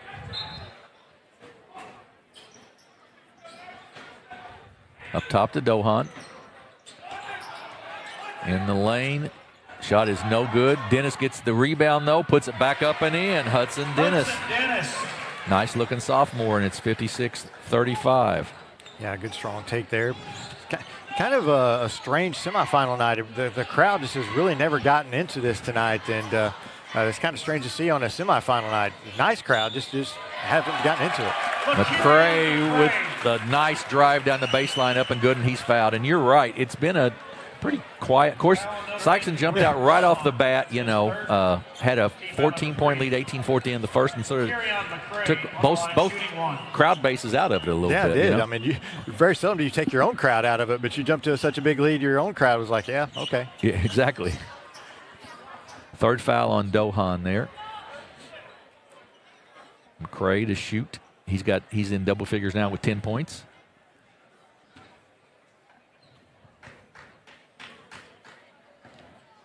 Up and it's good. Second straight night he's in double figures. I think he's been in double figures for him all year long. He's really stepped up his scoring this year with Dontrez Williams going down, graduating, and he's stepped up and has scored more. That's going to be a push on Goodwin. Foul on the Bulldogs. Go out of bounds. Goodwin. That's his first, team foul number 2. Both teams have shot free throws well. 7 of 8 for Sikeston, 3 of 3 for Notre Dame. So last week we were up at the Oran tournament, and there were a couple of games that the free throw shooting was not that kind of free throw shooting, and it's got to be frustrating for a coach when that happens. Yeah, last night as well. I knew Madrid at one point were 1 for 10 in the third quarter on free throws. It was, wow. They were kind of struggling a little bit. Yeah, that's got to be really tough. You're right. Timeout by the Notre Dame team. 59-35. Sikeston with the lead here, as we said. So what's your thoughts? And we'll talk about it more, of course, a little later. What do you thought of this next game? Man, I don't know. I think both teams, they match up so well, and both of them have some size inside. I don't know who's going to come out of that game. Jackson was my favorite to play Sikeston in the championship game. When this tournament started, and after seeing them play, I mean, I think they match up really well. I think we're going to have a great game. I would sure think so. I really liked the Ernst kid, the freshman for Jackson. I think he's got a chance to really be something special, maybe. Yeah, there are a lot of good freshmen in this tournament this year that are getting a lot of playing time. You got Ernst with Jackson. You've got Jaden Williams with New Madrid, who's really playing well. And there's a lot of young talent. The Williams kid from Charleston is a good one absolutely, too. Yeah. You just got and you got a lot of sophomores as well. So I mean, there's going to be a lot of good talent coming through this tournament in the next couple of years. Notre Dame with the basketball, 4:17 to go. They trail by 24, 59-35. Inbounds into Dohan, knocked away by Farmer, and is that going to? That's 5 on him on the reach in. If that's on him, we'll see who they call it on. Nope, going to call it on Sadler. So PJ will stay in the ball game. His first, team foul number 3. And a steal by McCray. All the way to the basket. Nobody stepped in front of McCray, and he just saw the opening and took it all the way. Yeah, sometimes I think Sikeston does such a good job of sharing the ball. They just expect them to pass, and they kind of play the pass and not the actual ball. Johnson with the floater up and good.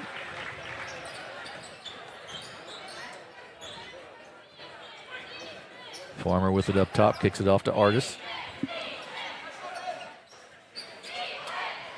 Artis will take the long 3. Long, no good. But Sadler right there for the putback, and then the foul on the second putback. And that's one of those you just want to say, just let him have it. Yeah. Just don't foul. Just let him have it. Yeah, he did a nice job. He didn't bring the ball down. He kept the ball up high, and the only way you're going to stop him there is if you foul him. So Trey Sadler on the line, shooting 1. Sadler will shoot 1. He's got 6 points, 8 rebounds tonight. It's good seeing him grab some rebounds. I know there's been some games where he hadn't had a lot of rebounds, and I like seeing him real active on the glass. Yeah, you'd like to think he'd get you close to double digits in rebounds every night. Of course, he doesn't play 32 minutes by any matter of means because they sub so much. Yeah. But Coach Cornasimo in the house tonight to watch him and PJ play. Schumacher with it.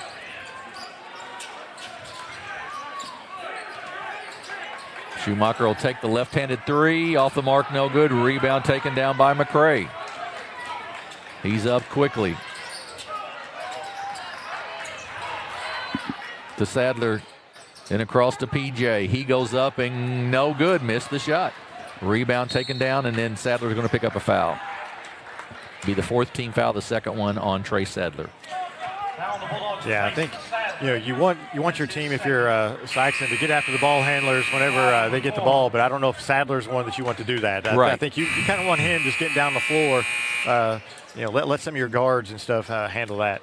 Yeah, I was thinking the same thing. He's not the same quickness as everybody else, so you go down and block the shots and get the rebounds that like we want you to. Exactly. I agree with that. 64-37. Inside to Harden, then back out to Londaway. Hill thought about the 3, doesn't take it. Harden will take the 3. Nice rotation, but missed it. Nice putback, though, by the sophomore Devin Dannemuller. Yeah, real nice play by Dannemuller there for the stick back. In the corner. Farmer inside to McCray. He goes up off the glass. No good, but Sadler right there to put it back in. Sadler with a nice follow-up rebound. He's got 9 and 10 rebounds now. Yeah, if you got a 7-footer playing against you, you better make sure you know where he's at and block him out, because you'll have something like that happen. That was a nice job by Sadler.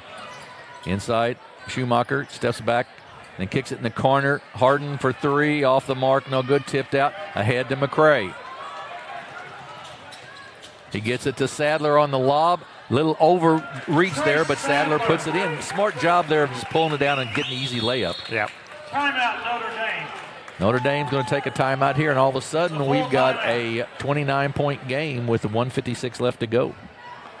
Yeah, Notre Dame's kind of hanging on here, and they're not quite to that turbo clock yet. I think they're trying to keep from being turbo clocked. I think that's, when you get into a game late like this, as a coach, you're just trying to find anything you can to keep your guys motivated, playing hard, and I'm sure that's maybe something they're talking about over there. You don't want this thing to get to 30. 3 now in double figures for Sikeston.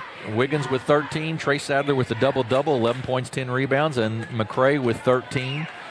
7 for Murray, 9 for Thomas. So, like you talked about earlier, Artis with 8, really spread out scoring-wise. Yeah, they do such a nice job sharing the basketball. They just, so many guys can score. And then correspondingly, of the 39 points, 33 of them come from 2 people for Notre Dame. Colton Johnson with 22 and Brett Dohan with 11. You got to find a third scorer someplace. Yeah, you do. And they just they've just been cold for the most part. Johnson kind of heated up here in the second half, but there's really nobody else for Notre Dame that's been able to hit many shots. Harden with it. Back to Londaway. He's been held scoreless tonight.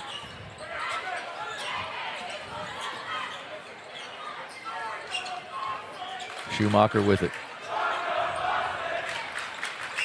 Londaway for a long 3. Good. There he is. He's got his 3, and it's 68-42.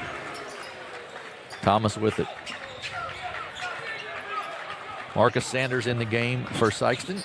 First action tonight. Also, Will Lape in. Lape in the corner, gets it inside. We're going to have a push, and that will be free throws coming up, I believe, for Goodwin. He'll shoot 2. 1:10 to go. You'll want to stay with us for the second one as well. It's Jackson and Cape Central. Should be a good one that have a chance for the winner of that one to take on Sikeston tomorrow night at 8:30. The loser of that one will take on the Notre Dame Bulldogs at 7 tomorrow night. And at 5:30, our first game will be the Poplar Bluff Mules and the New Madrid County Eagles in what should be a very interesting contrasted of the 2 teams in that game. Yeah. And Poplar Bluff just really been slowing it down, playing really good defense, and New Madrid likes to get the ball up and down the floor with a lot of their young guys. Inside, knocked away, taken away by Godwin. 28-point Sikeston lead with 56 seconds to go. Thomas with it. He'll take a long 3. It's going to be off the mark, no good. Tipped, taken down by F-Tink. He kicks it off to Colton Londaway. And off to Ryan Boswell. F-Tink once again drives baseline. Cut off. Colton Londaway for 3, up and good. Colton Londaway with the basket. That's a good shot from the junior. Londaway for 3. 70-45. Sikeston will just walk it up a little bit. Try to run it out. I doubt that they shoot it here. I think they'll probably just try to hold it. I would think so. Thomas with it. Just kicks it inside enough to then get a 5-second call, and it back out to Malachi Davis. With 6 seconds to go, they'll just hold it and run it out here. Final score is going to be the Sikeston Bulldogs 70, the Notre Dame Bulldogs of 45. And we'll look at some stats here real quick. Looks like Tristan Wiggins and McCray led Sikeston with 13 points each. Trace Sadler had that double-double, 11 points, 10 rebounds. You had 8 points for Chris Artis, 7 points for Markel Murray, 9 for Kobe Thomas, 4 for PJ Farmer, and 5 for Jaharis Goodwin. Balanced scoring there for Sikeston. They shot 44%, so they shot better in the second half.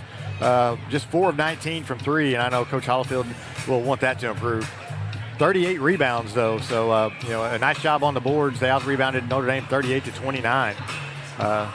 Notre Dame, they were led by Colton Johnson. He had 22 points, got hot there in that second half. Brett Dohan, he had 11. 6 points for Logan Landaway. And 4 points for Hudson Dennis and 2 points for Devin Dannenmuller. As they shot 34%, much better in the second half again for them as well. But and 42% from three. They were 8 of 19. They really improved that in the second half. But they already had that big deficit there whenever they started hitting those shots. So 70-45 win for the Sikeston Bulldogs, and they will take on the winner of this one that's coming up next, the Jackson Indians and the Cape Central Tigers. We're going to take about a 12-minute or so break.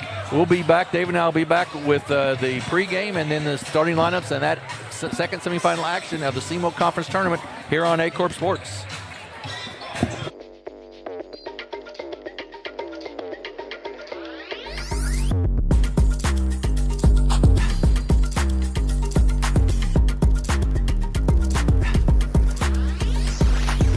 Well, the Sikeston Bulldogs continue to show ever so closely why they are the number 1 seed, and with good reason, as they take care of the Notre Dame Bulldogs tonight here in our first championship semifinal. Welcome back up top, Joe Northern. Delighted to have you with us. So with Sikeston going to their second consecutive championship in as many years, they'll be taking on the winner of our next game, which is a crosstown rivalry, and in fact, the second time in 3 years that these two teams are meeting in this tournament in Cape Central and Jackson. You may remember that they met against each other in the championship in 2022, but now tonight playing for the right to go to a championship.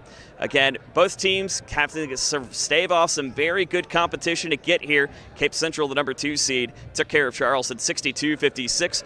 Marquez Mills and Tyshandra Edwards both with 19 points on the evening, and Mateo Rivers doing some great job covering the boards for the Tigers. And Lamont Frazier's team that, again, in his first year as head coach, has provided a really renewed sense of energy for Cape Central in this 2024 campaign. As he said, I want a team full of competitors that compete for each other. Anybody can be a player, but competitors that really shine at the end of the day. You can find that on our game coverage on Tuesday night when I spoke with Coach Frazier about that. Meanwhile, for the Jackson Indians, they have so many different players that can really shine on defense for Coach Corey Thomas' squad, but Cole Deck has continued to lead the charge for Jackson, getting 17 points in the win over to Madrid County, 43-39 on Tuesday night. So they'll have different players that they'll have to look forward to help Cole Deck and maybe get some scoring of their own, such as John Ernst and Colton Toma continuing to lead the way for the Indians. So this is also a matchup, again, it's a rivalry going back to who knows how long when, and one man that has seen this matchup quite a few times is going to join me to talk about the historical perspective of it, as the author of Boot Heel Basketball, Erwin Porter, will join me as we roll on with the Nutrient Ag Solutions pregame report here at the 2024 SEMO Conference Tournament. Back in a moment. At Focus Bank, we understand your community because it's our community too. With branches across Southeast Missouri and Northeast Arkansas, Focus Bank offers services such as fraud protection, really free checking, and mobile banking that lets you bank simply and securely, anytime, anywhere. Stop by any of our branches or visit us online to open an account today. Plus, you'll receive an awesome free gift just from opening your really free checking account. And when you refer someone who opens an account, you'll both receive a gift. Focus Bank, member FDIC, equal housing lender. Thank you. Thank you for letting us be a part of your family and for trusting us with the ones you love the most. Thank you for allowing us to be a part of those lifelong memories. Thank you for taking us on the job and for putting us to work. Thank you for choosing us for your first vehicle and for every vehicle after. Thank you for trusting us for 70 years. Nutrient Ag Solutions pregame rolls on, and with the man who knows probably more about Boot Heel basketball than anybody else. He actually wrote a book on it right here called Boot Heel Basketball, A Half Century of Hoop Supremacy. Erwin Porter joining me, and Erwin, you know, there has been no more common matchup in the area than Cape Jackson, and really a matchup that a lot of people saw coming, but really just a rivalry that both teams just quite simply don't like each other. Yeah, you're exactly right, Joe. They've been going after each other for years. And most of the time, it doesn't matter what their record may be. They kind of just throw that out the door, and they're so competitive, and they just want to win the ball game. And you always see an excellent matchup. Absolutely. And speaking with the teams that they have on the court this year, obviously a lot of different changes. Jackson having to have a little plug and play with some of their guards and forwards. Cape Central now under the leadership of Lamont Frazier. What are you really looking forward to in this matchup? Well, this matchup, I expect some of the same, just a high intense game, and lots of times it'll be more of a defensive match where there's a lot of physicality and stuff like that. So I look for a low scoring, a grind out game that it could go either way. Absolutely, and really of what you've seen from these two teams and really just of this tournament as a whole this year, some of your thoughts coming into night number 4. Well, I saw Charleston and Cape Central the other night, and that game went right down to the wire, which kind of surprised a lot of people because Charleston is kind of rebuilding. And so that shows the magnitude of this tournament and how that any given night, one team can hang with the other. Cape Central, they've lost a few players, graduation, but they still have some talent back. And if you put Lamont Frazier on the sideline, that adds just a whole different dynamics to it, in my opinion. Absolutely. Well, Erwin, we got a great one coming up for you. Thank you for taking the time. We'll be talking a little bit more tomorrow night on the broadcast about our championship and really how special championship night can be. So look forward to joining you then. Okay, thank you, Joe. Thanks for having me. We'll be back with Jackson and Cape Central in a moment.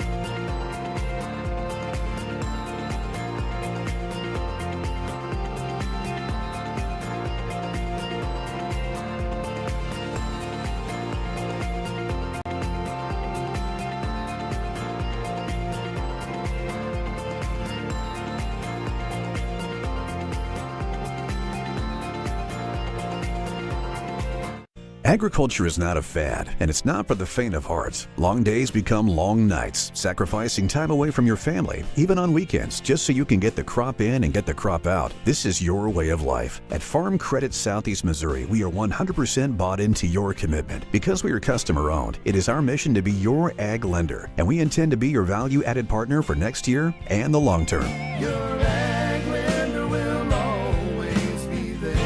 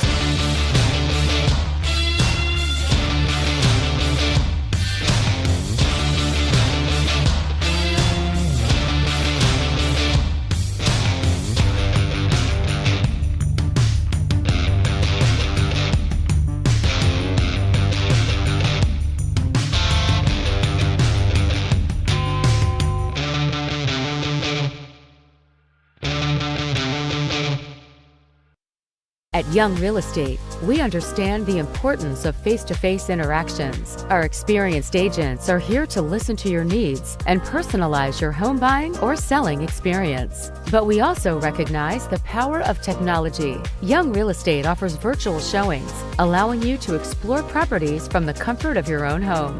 Young Real Estate, where technology meets a personal touch. Your dreams, our expertise. Contact us today and let's make your dream home a reality. Life can be a little hectic when you're always in motion. Don't you wish you had a bank that could keep up? First State Community Bank's digital banking is the perfect companion for your fast-paced everyday life. Whether you're looking to review your full financial picture or just wanted a quick glance at your balance, First State Community Bank keeps you connected to your finances, all while juggling your daily activities. Download the app today and bank in motion with First State Community Bank's digital banking. The best things in life never change. They just get better, like Hardee's Original Bag. Back and better than ever. Just $6.99. Mix and match any 2 full-size favorites. A juicy charbroiled double cheeseburger, melty hot ham and cheese sandwich, or crispy hand-breaded chicken tender wrap. Any 2 plus fries and a drink, all just $6.99. Hardee's Original Bag. Loaded with handcrafted goodness. It's the greatest meal deal for your buck.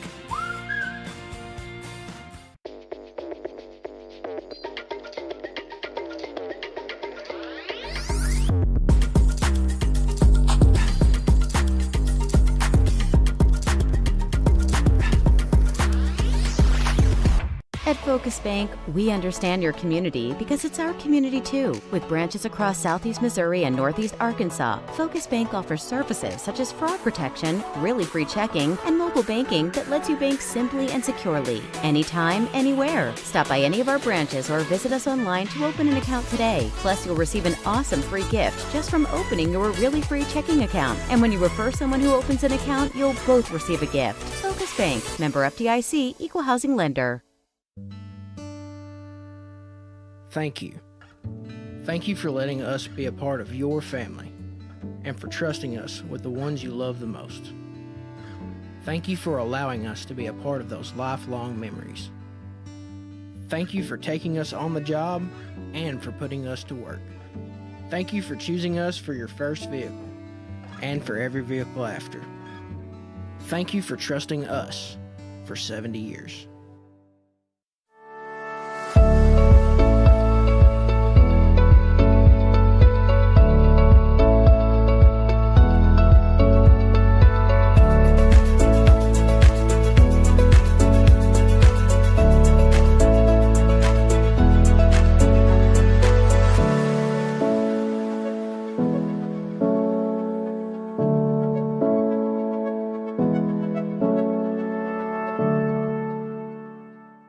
Mathis Funeral Home of Dexter and Bernie strives to provide their community with the accommodations and services needed to relieve your family during times of loss. For more information, give them a call and see how Mathis Funeral Home can help meet your expectations in celebrating your loved ones.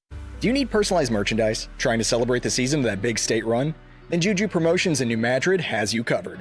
Whether it's heat presses, screen printing, or embroidery, we always have an option that will leave you satisfied and looking your best. With seasonal styles and plenty of accessories, there's something here for everyone. So come in and shop around. You'll be welcome with a smile and leave more fashionable than ever. Call us at 573-748-4040 or visit us in New Madrid.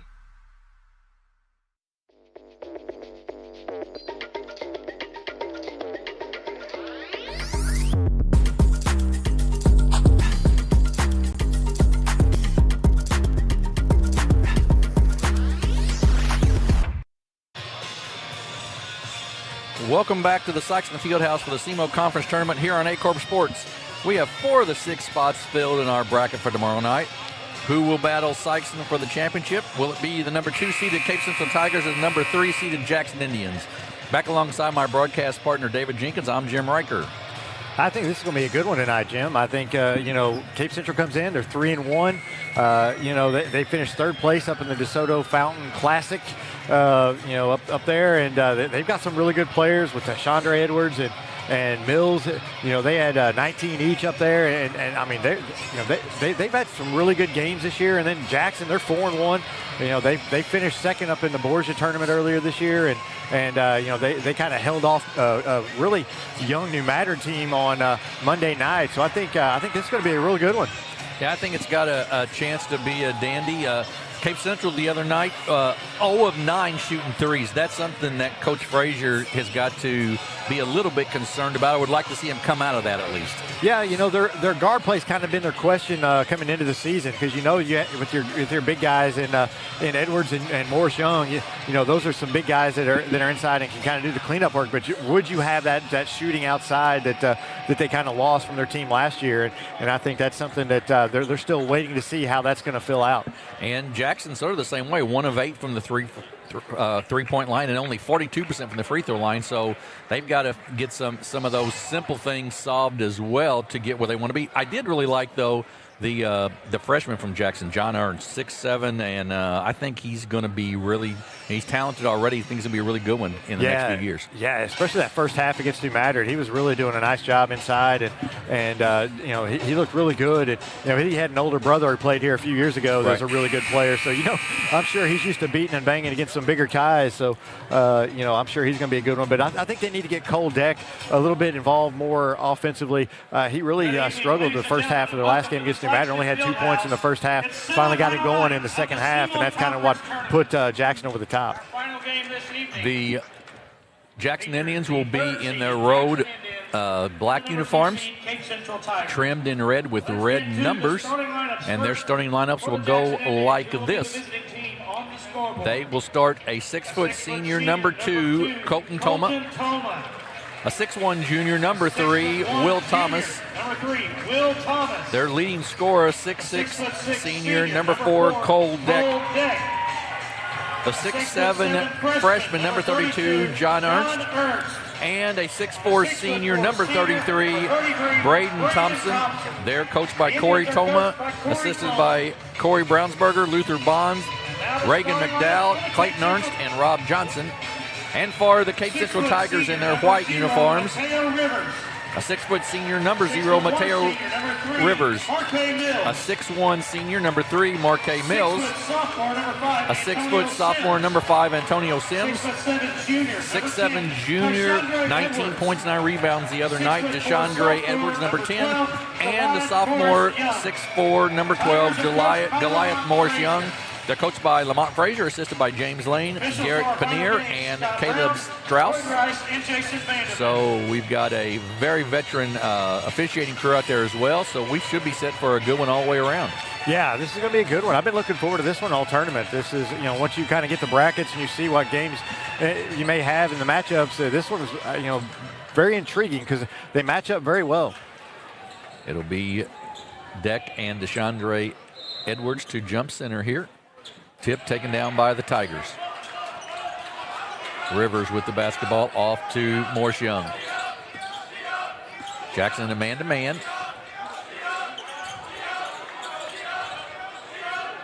Deck is on Deshandre Edwards. That'll be a nice matchup to watch.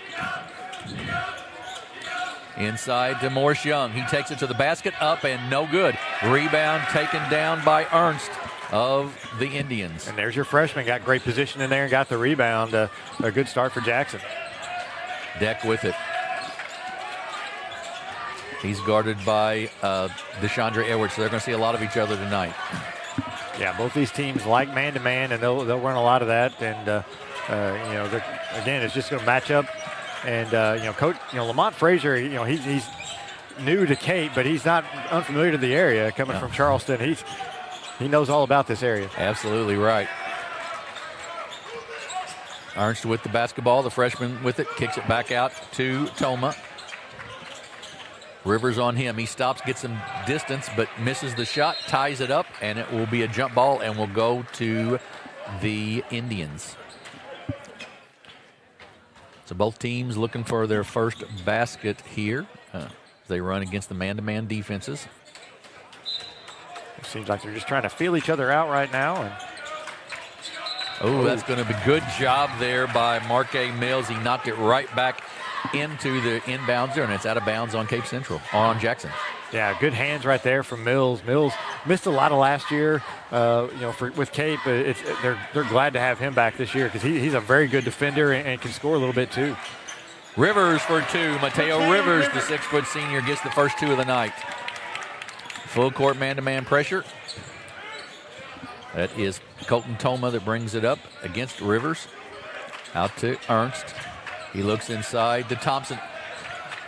Thompson goes in, goes up left-handed, up and good. Good switch of hands by Braden Thompson, and we're tied at 2. Yeah, that's a good strong take from Thompson. He didn't get on the scoreboard in the scorebook against New Madrid, but a real strong take there from him. You were talking about the Mills kid. He got to the basket right there, missed the shot, but got to the basket pretty easily. Thomas with it in the backcourt, guarded by Sims. Having a little trouble, but finally gets it across. Gets rid of it to Toma. Nice move, missed the shot though. Then it goes off of Jackson, out of bounds, will go to Cape. Yeah, it's tough for Jackson. They were both hustling to get to the rebound, get that rebound, but tough break for them. But you like to see that kind of hustle.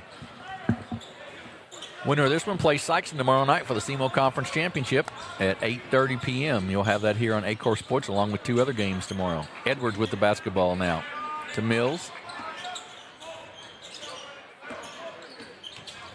Little weave run by the Tigers. Edwards' jump shot no good, but Deck's going to foul him on the jumper. That'll be his first team foul, number 1. That's his first team foul, number 1. One thing I've noticed this year about Coach Frazier and his Cape Central team is they play just it seems like a little bit more of a structured offense than they have under Church. I think he gave them a lot more freedom to run some stuff, and it seems like they're a lot more structured this year. Lee Ivy quickly in the game for Jackson. And also that's Jory Toma in. Lee Ivy really played well the other night against New Madrid. He did. Got a lot of rebounds, gave him some really good minutes off the bench. He's a big, strong kid. 6'4" senior. Second free throw also good for Edwards. 4-2. And Spain is going to check in. Going to replace Sims and give a little more size to the Tigers right here. Spain played well the other night for Cape Central as well. He came off the bench and did a lot of really nice things for him. Didn't score a lot, but did a lot of good stuff, rebounding. Yeah, he did. It'll be fun watching him match up with Ivy because they're both big, strong guys in there. Out of bounds off of Cape Central. Colton Toma to inbounds. Ernst with it. Puts it on the floor, drives into the lane, puts up a little runner, up and good. John Ernst with the basket, and we're tied at 4. That's a tough shot for that freshman. He's just no fear for him, though. He just goes right up and battles right in there with the big guys. Inside, tipped away by Deck. Edwards gets it back, left-handed jumper off the mark, no good. Rebound taken down and quickly ahead to Deck. He's going to go up for the layup and slam it home with 2 hands. And it's 6-4 Jackson. Quickly down is Edwards. Back out to Rivers. Spin move in the lane. Kicks it in the corner to Mills for 3. Good, and a great assist by Rivers. Yeah, there you go. If you're Cape, that's what you want to see, especially with the shooting that you had the other night from the outside. You really want somebody to pick it up, Mills may be that guy. Deck with it. Guard there by Edwards. He'll take a long 3. No good. Good defense by Edwards. Good rebound by Spain. And Edwards gets it right back now. Spins down the baseline. Goes up. Good defense. Good help by Ivy and Ernst both. Yeah, really nice play by Jackson. They didn't give an inch there on the spin move, but look out here. And the slam by DeShandre Edwards, and it's 9-6 Cape Central. Yeah, we've seen some impressive dunks We tonight. have. We absolutely have. There's some good athletes out here at this tournament.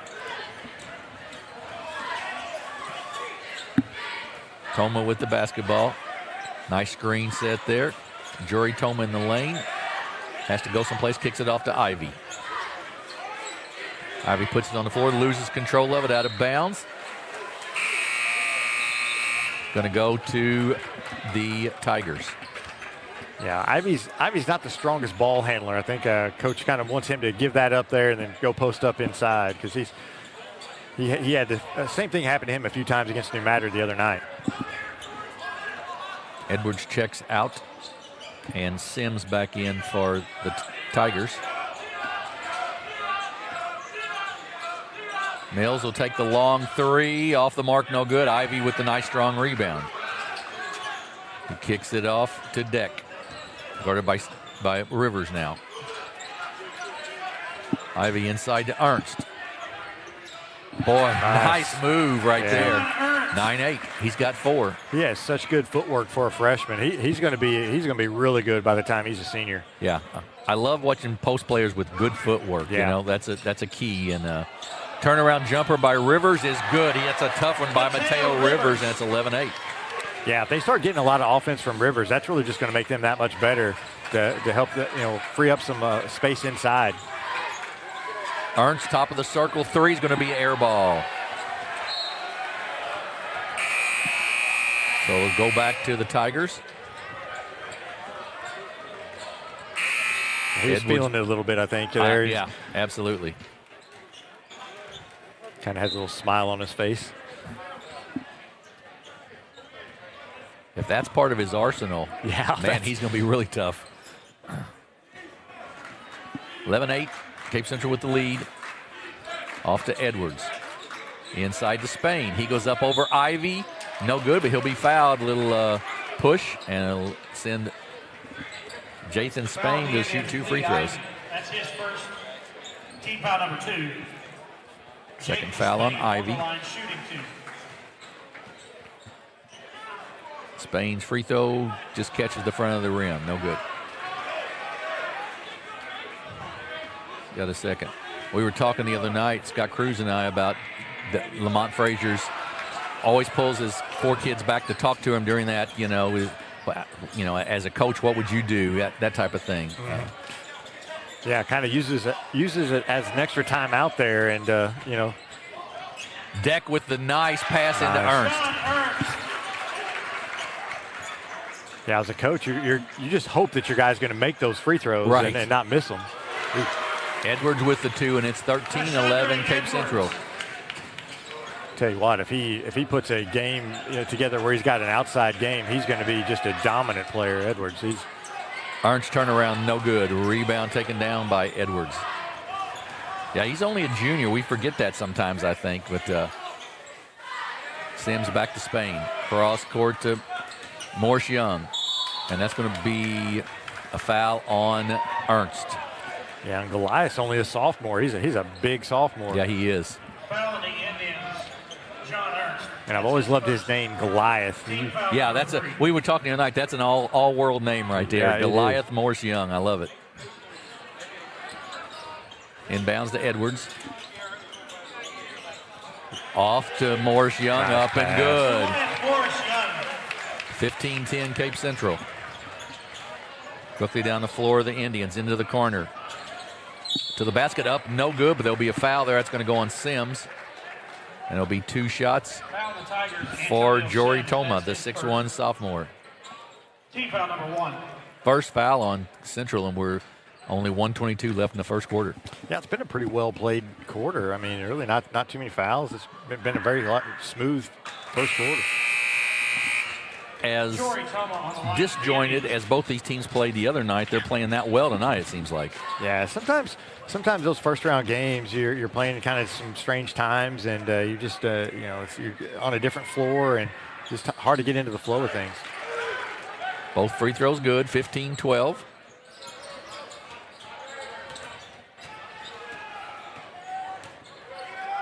Central with the basketball, off to Spain. A lot of movement by the Tigers here. One thing you like to see from an offense is when they have a lot of movement, not much standing around. Everybody's moving, cutting, setting screens. Mills loses it, but taken right back by Morse Young. Rivers with it.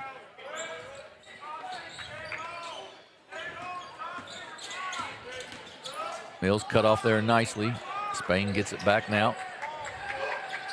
Rivers thinking nice dish off, but a good hands there by Toma, and it's a steal. Yeah, nice job there from Toma, and Jackson's doing a really nice job defensively. And then a steal right back by Rivers.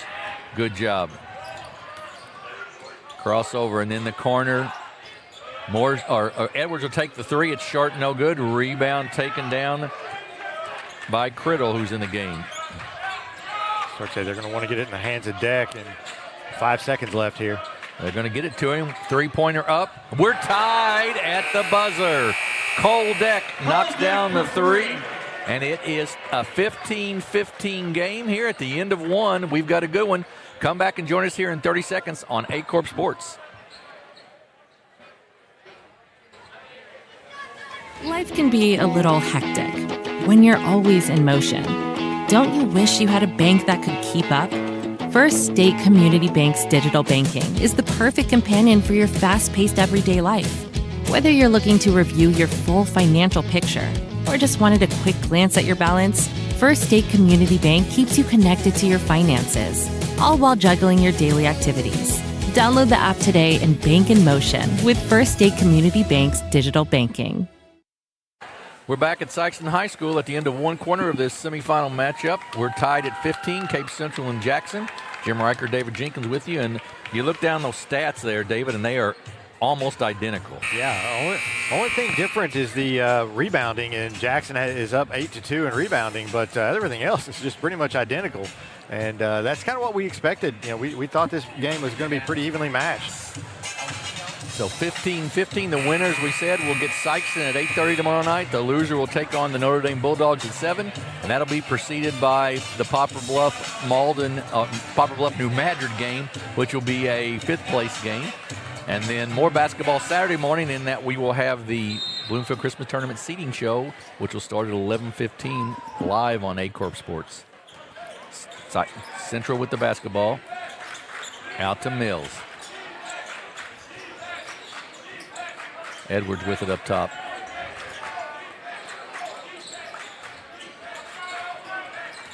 Morris Young gets it back out to Edwards. Good screen set there. Edwards jumper good.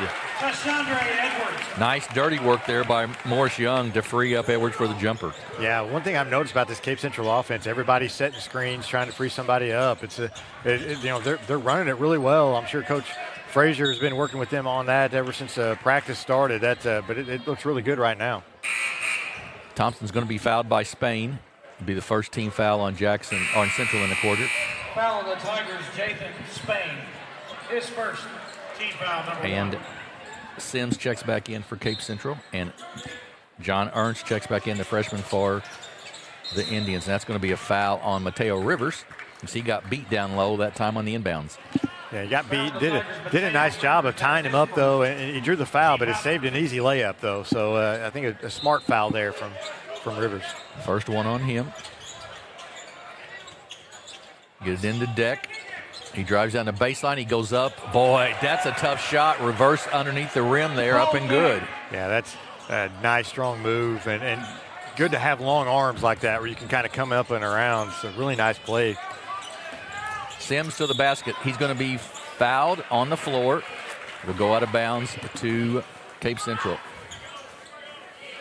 That's going to go on, I believe, Thompson. Foul on the Indians, Braden Thompson. That's his first. His first. Team foul number 1. And Cape Central has the basketball. We're tied at 17.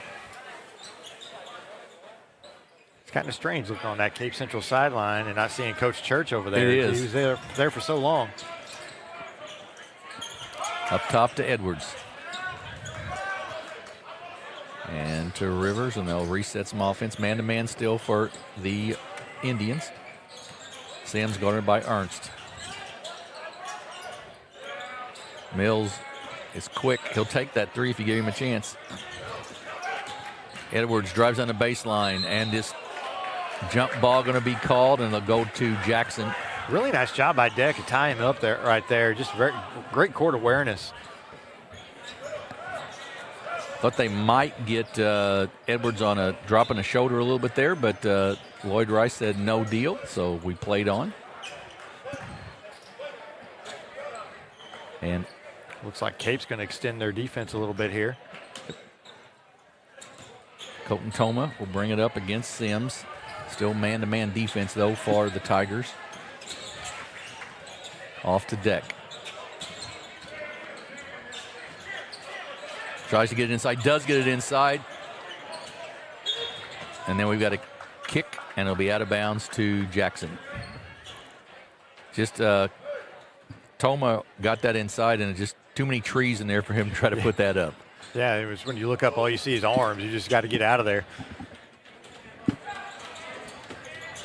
They get it into Thomas, up and good.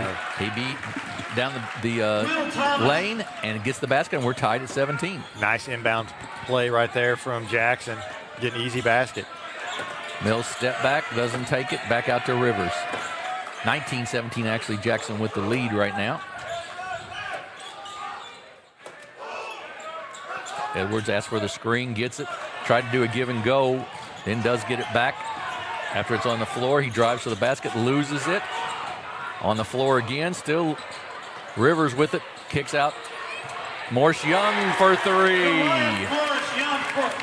2019, Cape Central had a little scrum going on there for a second, but Morris Young came out of it with the three. Yeah, the big guy getting out there, hitting a three, and you know, that happens sometimes when you're in a man-to-man defense. You get in that scrum, and all of a sudden somebody's wide open in the corner for the shot, and Cape Central took advantage of it there.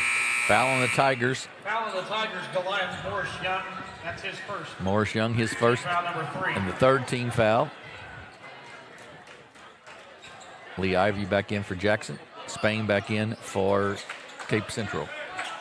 Ernst with it up top. Toma cut off there nicely by Mills. Deck takes it inside, up and no good. Spain with the rebound. Good help defense there. Rivers kicks it off to Mills. He goes up and good. 22-19. Yeah, Cape looks very comfortable when they get out on the break there, and a nice little pass to Mills to finish it off.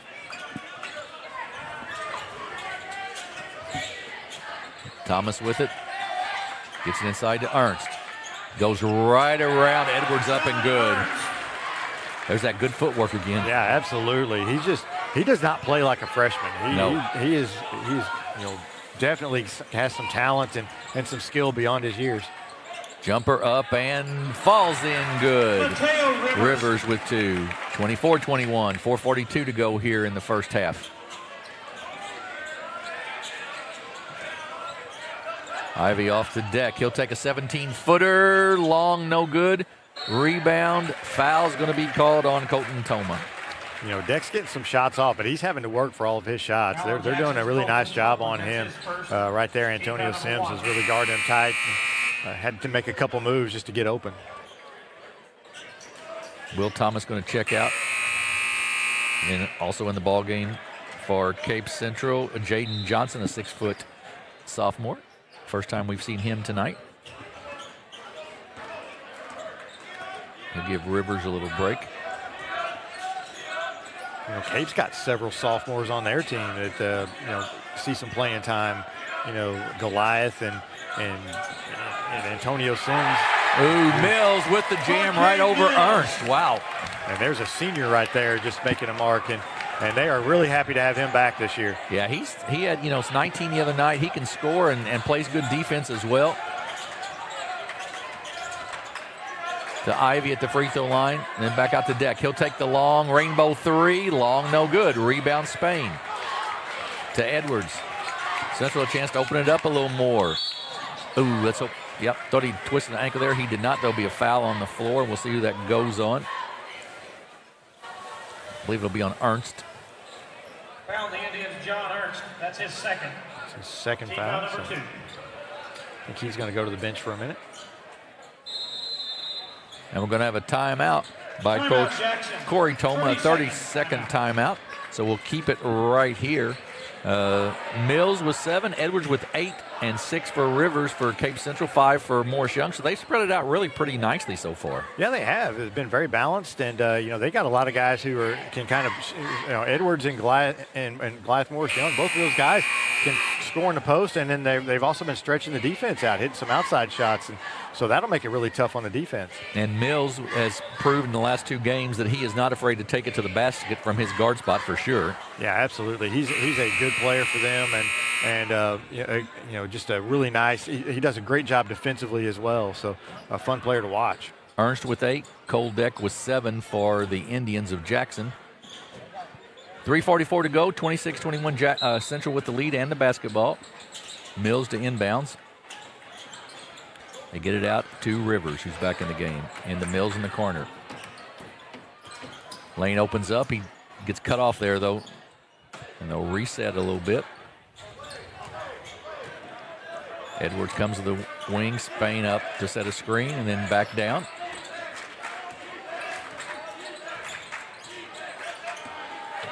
Off to Spain. Not an offensive threat, apparently, especially from the three-point line, because they were way off of him. Rivers for 3, though, way long, no good. Yeah. Rebound by Toma. Whenever they drop back all the way into the basket, whenever you've got the ball out on the wing, that you're not a threat. Exactly right. Ivy thought about it, puts it on the floor, now kicks it out. Toma with it, Jory Toma, that is. To Colton Toma.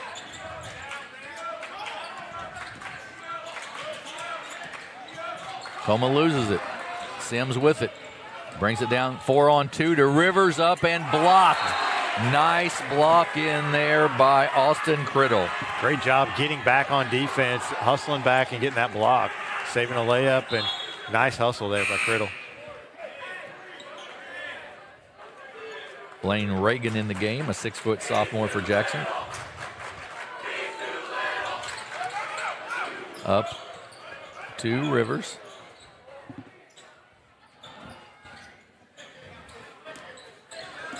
Nice screen there set by Spain, but they're going to get him for throwing a little hip out there. Yeah, kind of gave a little hip check there, and they're going to get you on that. Spain, that's his second. His second. That'll bring Goliath Morris Young back in for Spain. If you were playing for the Blues, that would have been really good. Yeah. That hip check. You want that, but right. Maybe not here. Right. Jackson with the basketball, Criddle with it. Throws it right past Ivy and out of bounds. A turnover on Jackson. Yeah, just not a good pass. It kind of took his eyes off the target and was kind of heading cutting to the basket before he actually made the pass, and that'll happen sometimes. Rivers to Mills. Offense is sort of slowed down here in the second quarter. It was 15-15 at the end of one.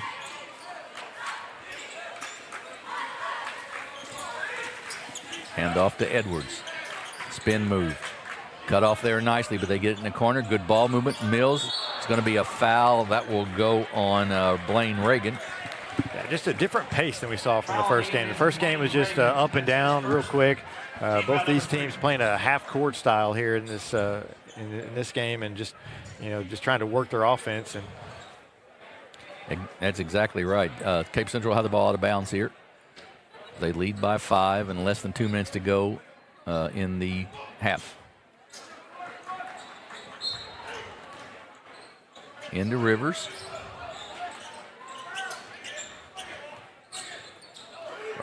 Right side to Sims.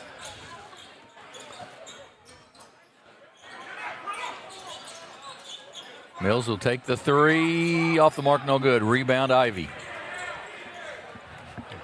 Bodies flying on every possession. Pretty much. Colton Toma with the basketball for Jackson. Kicks it off to Deck now. Drives to the basket. Goes up, no good, but he'll be fouled and will shoot 2 free throws. Yeah, strong take there by Deck. Tried to split that double team there and drew the foul, but he had Reagan over here wide open in the corner. His second, team foul number 5. Cole Deck on the line shooting 2. Cole Deck to shoot 2 free throws here. Foul was on Goliath Morris Young. Up and good. So 26-22. Braden Thompson checks back in for Lee Ivy. Deck was 4 of 8 from the free throw line the other night, and I know he can shoot free throws better than that, so good to see him hit his first one there, but he misses a second. So still shooting at about 50%. 4-point game. Rivers brings it up for the Tigers as they lead. Edwards, a 6'7" junior.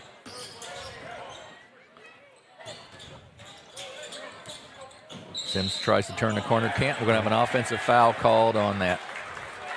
Yeah, another illegal screen there, and they're doing a good job moving their offense and running it and stuff, but that's a couple times now that they've kind of set an illegal screen. I believe that's the 3rd time in the game, so I'm sure that and that's the 3rd foul on Goliath Morris Young.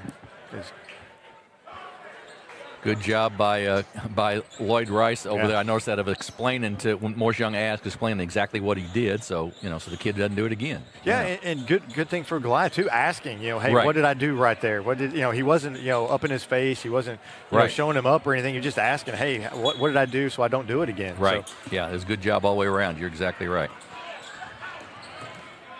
Toma with it.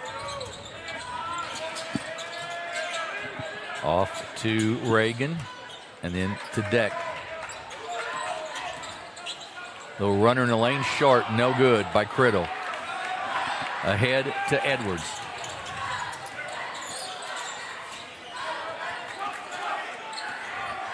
Johnson loses control. It'll be a foul, though, and he'll shoot free throws. Yeah, Jackson's doing a really nice job getting back on the break. They're keeping them from getting any wide open layups, and they're stopping the ball high on the up on the wing. So it's doing a nice job, kind of trying to save some easy baskets. Jaden Johnson to shoot the free throws here. Up and good. He'll have a second. Thompson checks out as he had 2 fouls, and Ivy checks back in. 5-point Central lead. Out to Colton Toma.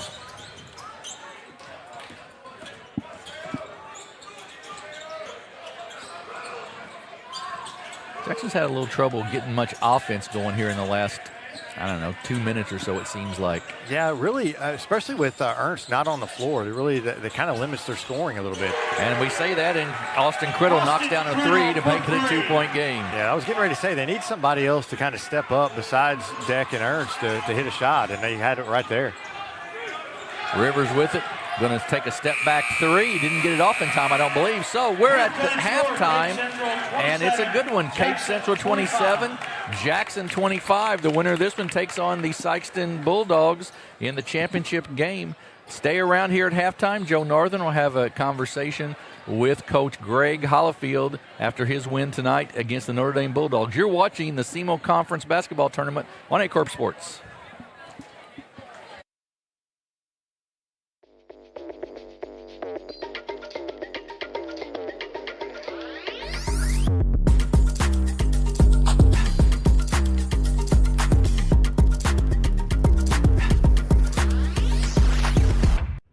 We welcome you back stage side with the coach of the Bulldogs, Greg Hollifield. Win tonight over Notre Dame. Talk about your team's effort again compared to the Tuesday night's win over Dexter. You guys really came out strong in that opening half, shutting Notre Dame down quickly and just continuing the tempo from there. Thoughts from your guys getting the hot start? I thought we came out with great intensity defensively in the first half.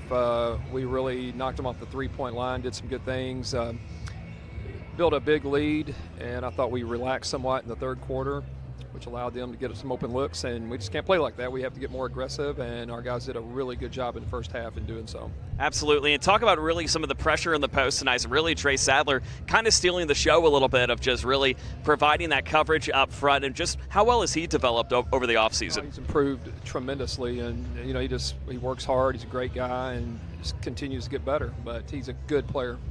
And talk about, obviously, tomorrow night, who knows who you're going to be facing, whether it gets Cape Central or Jackson. Those are both very intense teams, both with very different contrasting styles, too. Thoughts and preparation for facing off against one or the other tomorrow night? Well, it'll be difficult. They have good players. They're both very well coached, and we'll just have to come out and, play as well as we can. But it starts, as you said, with intensity and effort. We have to play hard, and we have to play tough.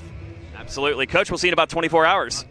Anytime. That's the coach, Greg Hollifield. We'll be back with more in a moment.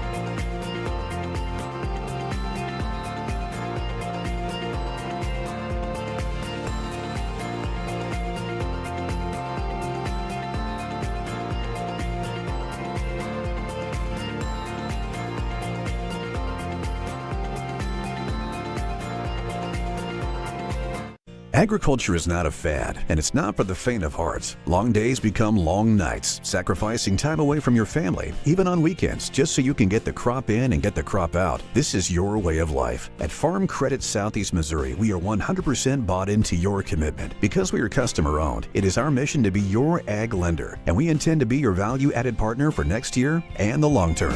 Your ag lender will always be there.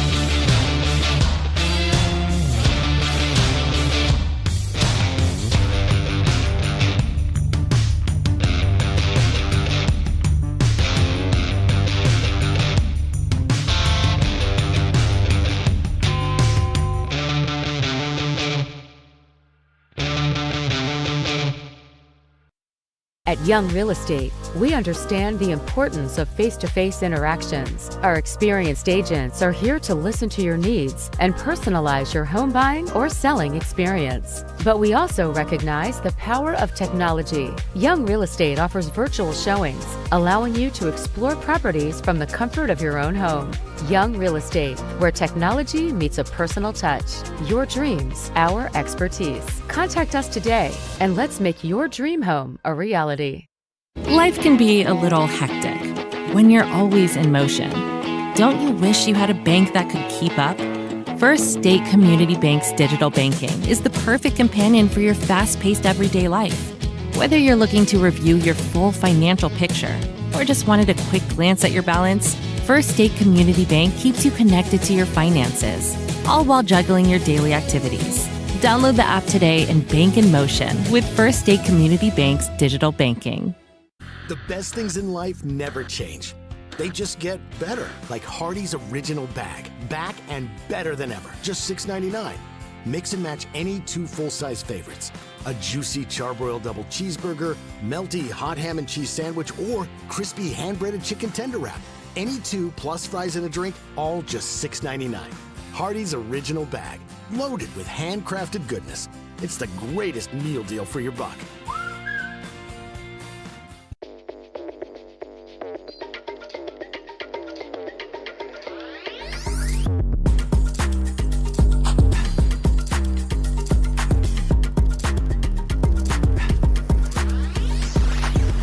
At Focus Bank, we understand your community because it's our community too. With branches across Southeast Missouri and Northeast Arkansas, Focus Bank offers services such as fraud protection, really free checking, and mobile banking that lets you bank simply and securely, anytime, anywhere. Stop by any of our branches or visit us online to open an account today. Plus, you'll receive an awesome free gift just from opening your really free checking account. And when you refer someone who opens an account, you'll both receive a gift. Focus Bank, member FDIC, equal housing lender.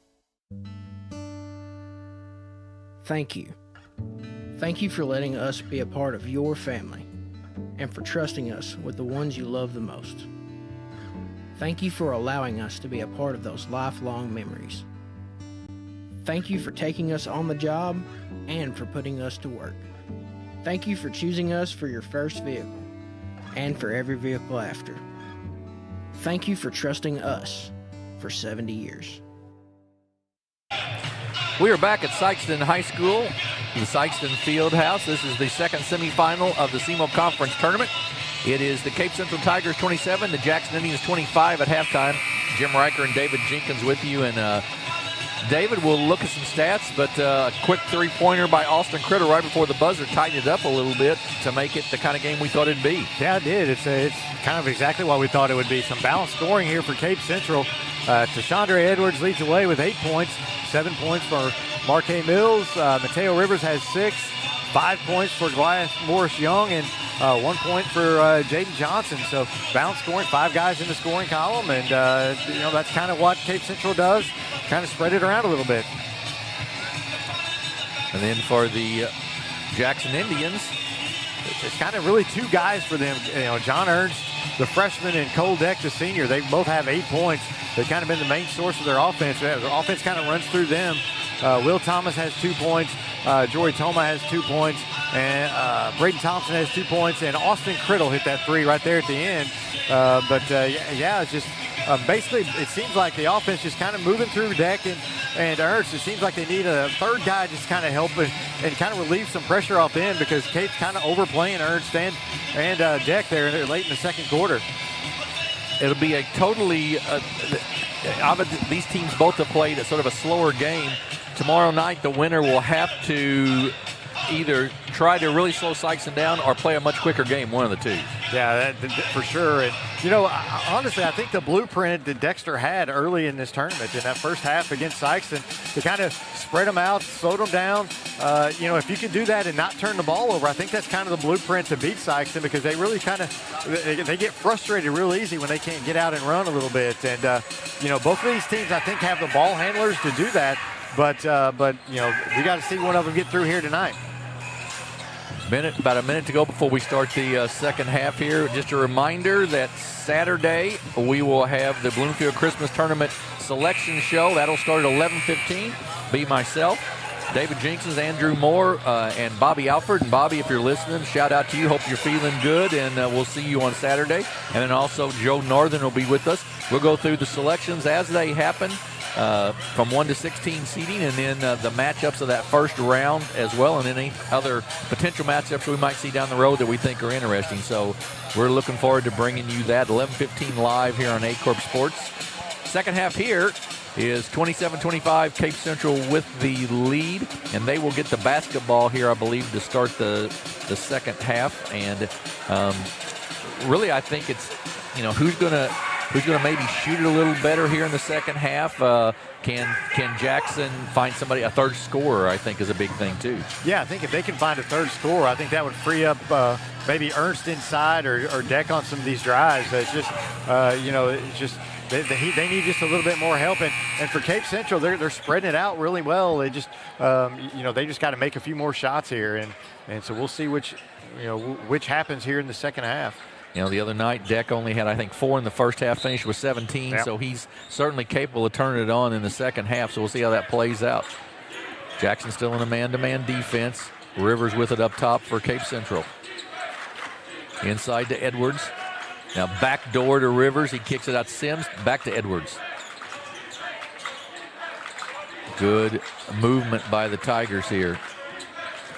Sims kicks it off. Edwards can't get down the lane, though.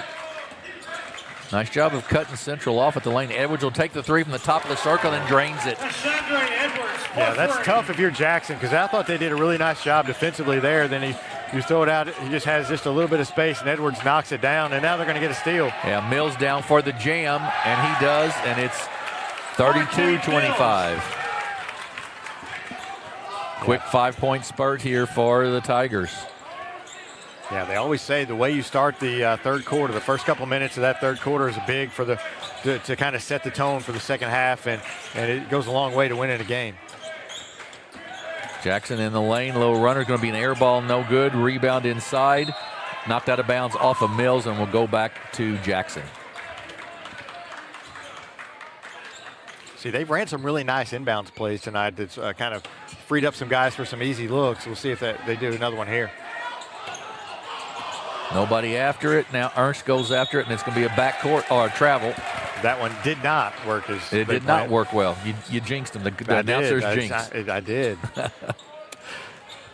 Central with the basketball. They are the number 2 seed in this tournament. Jackson the number 3 seed. The only upset we had was Kennett beating Charleston, the 9 beating the 7 the other night.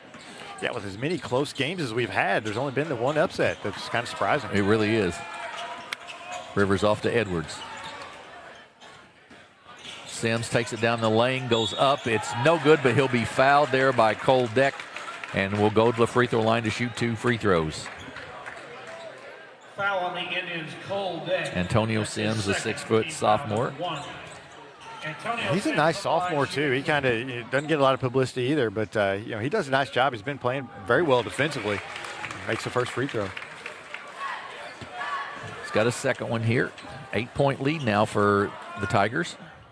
Second free throw, also nothing but net. So they're Central on a 7-0 run to start the half.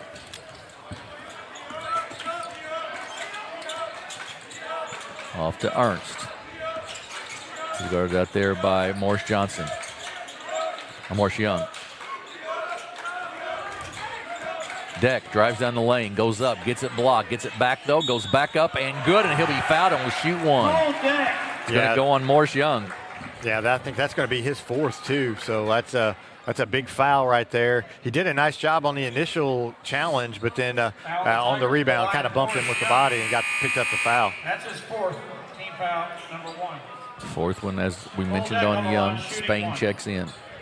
That's tough on those big guys inside on that second rebound. If you don't get the rebound, the bodies are just, it's tough to get your feet and collect yourself real quick because it happens so fast. And if somebody jumps up sort of into you, you're almost always leaning, so it's always going to be called on you. Yeah, it's just a tough break there for him. First points in the half for the Indians. Sims with it back out to Rivers. Inside to Spain. He goes up off the glass, no good. Rebound tip taken down by Jackson. Thomas kicks it off the deck. Screen set for him by Thompson. He'll take the three. Good. Nice screen there. Sort of a set play there, and they get the basket. And the second half is when Deck comes alive and cuts it to three. Rivers back out to Edwards. He steps into 17-foot jumper. Good. He has got such a nice rotation on the basketball. He does. He's really improved his shot over the last few years. You know, that just adds to his game. Rebound taken down by Edwards. Gives it off to Mills. He goes up and lays it over the top of the rim and good. Good dish by DeShondre Edwards. That's 38-31. Deck into the inside, tries to get it around. Run down there by Thomas. Deck to the basket, up and good. Saw the lane open and took advantage of it. Yeah, you can see Deck's being a little more assertive here in the second half offensively. They need that. Edwards for three, misses it. Run down by Will Thomas. And he kicks it to Toma, takes a deep breath, and will walk it up for Jackson. Yeah, the pace has kind of picked up here in this first part of the second half. Deck with it up top. Rivers on him. Doing a good job of just using a body.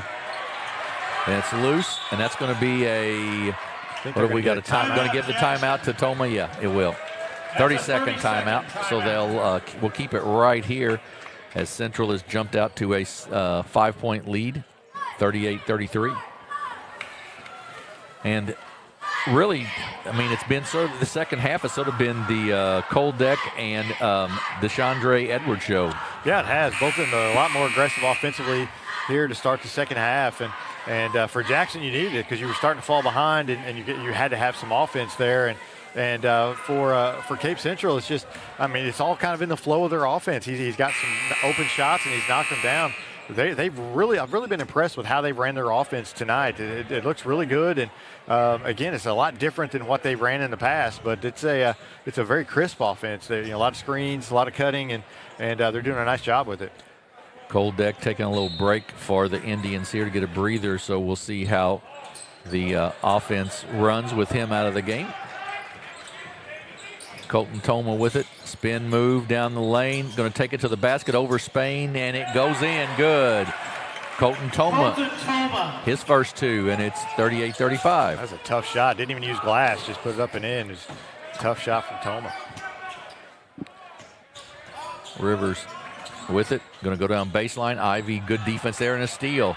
Ahead, Jory Toma with it. Brings it down the floor.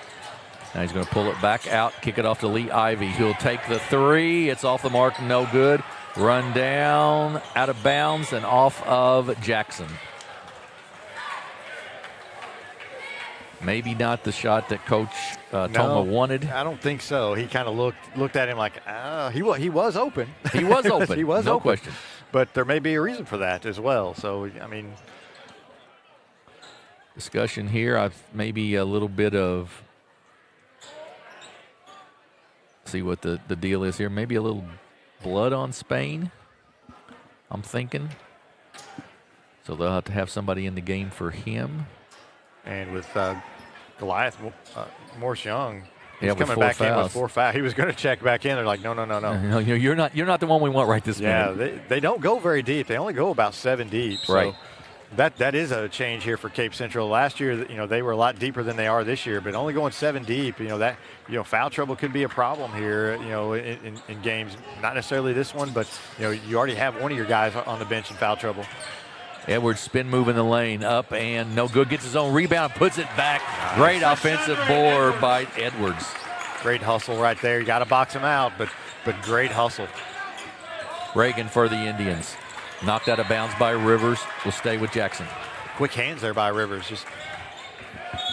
Just a little bit of that ball got out in front of him, and they were quick to tip it away. Deck back in for the Indians, and Ethan Musgrave, a 6'3" senior, in for the Tigers.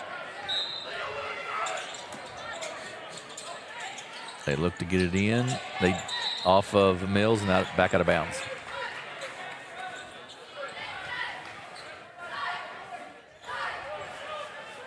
Torrey Peterson with the assist down there from his Aycorp photograph spot. Spain checks back in. They must have got the bleeding stopped, whatever it was. Yeah, they were wiping his face down, it looked like, over there, so he may have got a cut or something up around his eye. Deck with the tough catch. Rivers on him. Toma for three. It's no good, but he'll be fouled and will shoot 3 free throws. Yeah, it looks like Spain's got hit underneath his left eye. Foul on Cape Central's Antonio Sims. Right eye, maybe. That's his second. Got Team some foul number 2. coloration there. Sims' second foul, second team foul. Jory Toma with the free throws. Line, shooting 3. First one is good.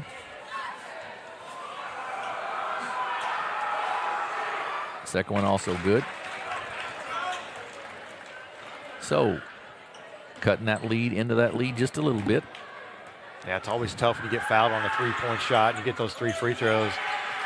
Only took advantage of 2 of them, but still that's 2 points and cuts it down to 3. Rivers to Mills right through his hands, and it's steal for Jackson. Ivy picks up his dribble to Deck. I think Mills was thinking about the dunk before he was thinking about the catch. He was, you're exactly right. Toma to Deck. Rivers done a nice job on him tonight. Ernst with it. And Toma's going to drive down the baseline. Nice little push off, but a steal. And then a foul on Toma. Frustration on Kodek, excuse me. Yeah, kind of a frustration foul. Just Cape Central's doing a really nice job defending down here man-to-man on Jackson. They're doing a really nice job there and forcing some turnovers. In a game that'll have implications for the Bloomfield Christmas Tournament, Neelyville leads Puxico 26-16 at halftime. Wow, that's kind of a surprise. That is very much a surprise. I didn't know there'd be a team that would hold Puxico to 16 points and a half, to tell you the truth. Yeah, I've heard Neelyville's pretty good this year, so yes. They're always tough to play up there at their gym. Sims with the basketball to Spain. He just stopped running, sort of. He may have overthrown him anyhow, but he stopped running a little bit, and it's a turnover. Great look, though. They had a great idea. He just, like I said, just kind of slowed up just a bit. Officials time out. He's got more blood on him. They're going to make him go out. It's underneath his eye, so up on his upper cheek right there. So we're going to have to put a bandage or something on that so it stops. He's running straight to the trainer's table to get something on there. Toma with the basketball, harassed by Sims in the backcourt. Harassed is the right word. He is just a glove right now. Ivy with it. Good pass inside to Ernst, up and good. Ernst now with 10. First time he's scored this half. And he's going to pick up a foul on the other end, on the floor. But that'll be his third, I believe. I believe so. Foul on the Indians, John Ernst. They've done a nice job on him here in this second half, but he was able to get free there and get a bucket down inside. But yeah, Antonio Sims, boy, he is just guarding hard. He is a glove on Toma as he's dribbling that ball up the floor. Thompson checks in for Ernst. And they're going to roll the dice here with Morris Young with 4 fouls with 1:58 to go in the third quarter. Into Sims, he's open for 3. Short, air ball, no good. Marquez Mills gets it, goes back up, and he's going to be fouled there by Thompson. And Mills will shoot 2 free throws. Yeah, Mills, a nice job inside, working to get position to get that rebound. Team foul number 4. Marquez Mills on the line, shooting 2. Mills will shoot 2 here. Yeah, you are really rolling the dice with Goliath Morris Young in there with 4 fouls. 41-39, because you don't know for sure right now that you're going to get Spain to be able to get that bleeding stopped, you know. You would hope so, certainly, but Mills knocks them both down. Central now 7-12 from the free throw line. Yeah, if I'm Jackson, I go right at him here. Just again, just a great job that time by Rivers defensively. The guards for Cape Central are really getting after it defensively, making it really tough for Jackson just to dribble the ball up the floor. Looks like Spain's ready again. Yeah. He's going to check in for Morris Young, and he didn't pick up that 5th foul, so good for them. Mills will inbound for the Tigers. Coach is trying to make decisions about who to get in the game. Reagan checks back in for Jackson. Tell you what, Spain, he's a tough guy. Got that cut, but he's giving them some really good minutes off the bench with Goliath Morris Young in foul trouble. Yeah, he has. You're right. Spain has it, kicks it out to Mills. Back into Spain. To Mills, to the basket, up and no good, but he'll be fouled and will shoot 2 free throws. Back to the free throw line again. He is not afraid to take the ball. Every time he gets it, he's kind of looking to get the ball to the basket. Yeah, he's been the last couple of minutes, he's been the aggressor on offense. Absolutely. 2 for Mills here, 3-point lead for Central. Short, no good. Will Thomas checks back in to replace Thompson for the Indians.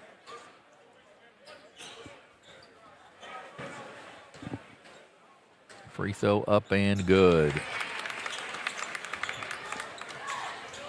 And the good thing about making that free throw is Cape Central can set their defense. They're already ready, when they come out of it. So Reagan with it to Criddle. Inside, gets nice double team. He put it down low.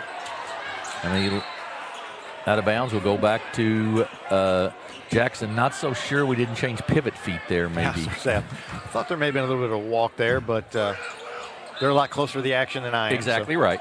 Exactly right. Ivy with it. Goes inside. Nice kick out. Jackson struggling to find some offense right this minute. Toma with the jumper now. Good. Nice fake there and opened him up and gets the basket. Yeah, it's tough for Jackson right now with both Deck and Ernst on the bench.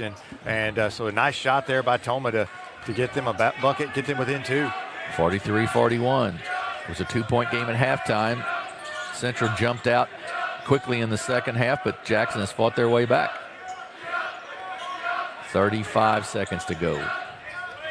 Looks like Cape's going to hold for 1 shot here. And I think Jackson's fine with that, with your 2 big scorers on the bench. Absolutely. You might as well, go ahead and shorten this game just a little bit.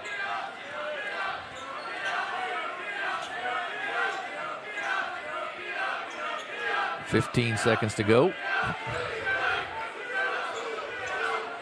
Now they'll start their offensive set with about 8. Off to Edwards. Guarded there by Reagan. Puts it on the floor. Step back 3. Off the mark, no good. Ivy with the rebound, so no points in that last 50 seconds as they held it. And we go to the fourth quarter in a good one. It's a 2-point game. Cape Central 43, Jackson 41. We'll be back in 30 seconds with the fourth quarter here on Aycorp Sports. We do things the right way, we do it honestly, and we do it well. We go to trial with confidence that in Southeast Missouri, when we work hard and we do a good job of presenting the case to the jury like we know we can do, justice will be done and the client will be taken care of. If you need someone to represent you at trial, call Cook Parkett, Ponder & Walsh.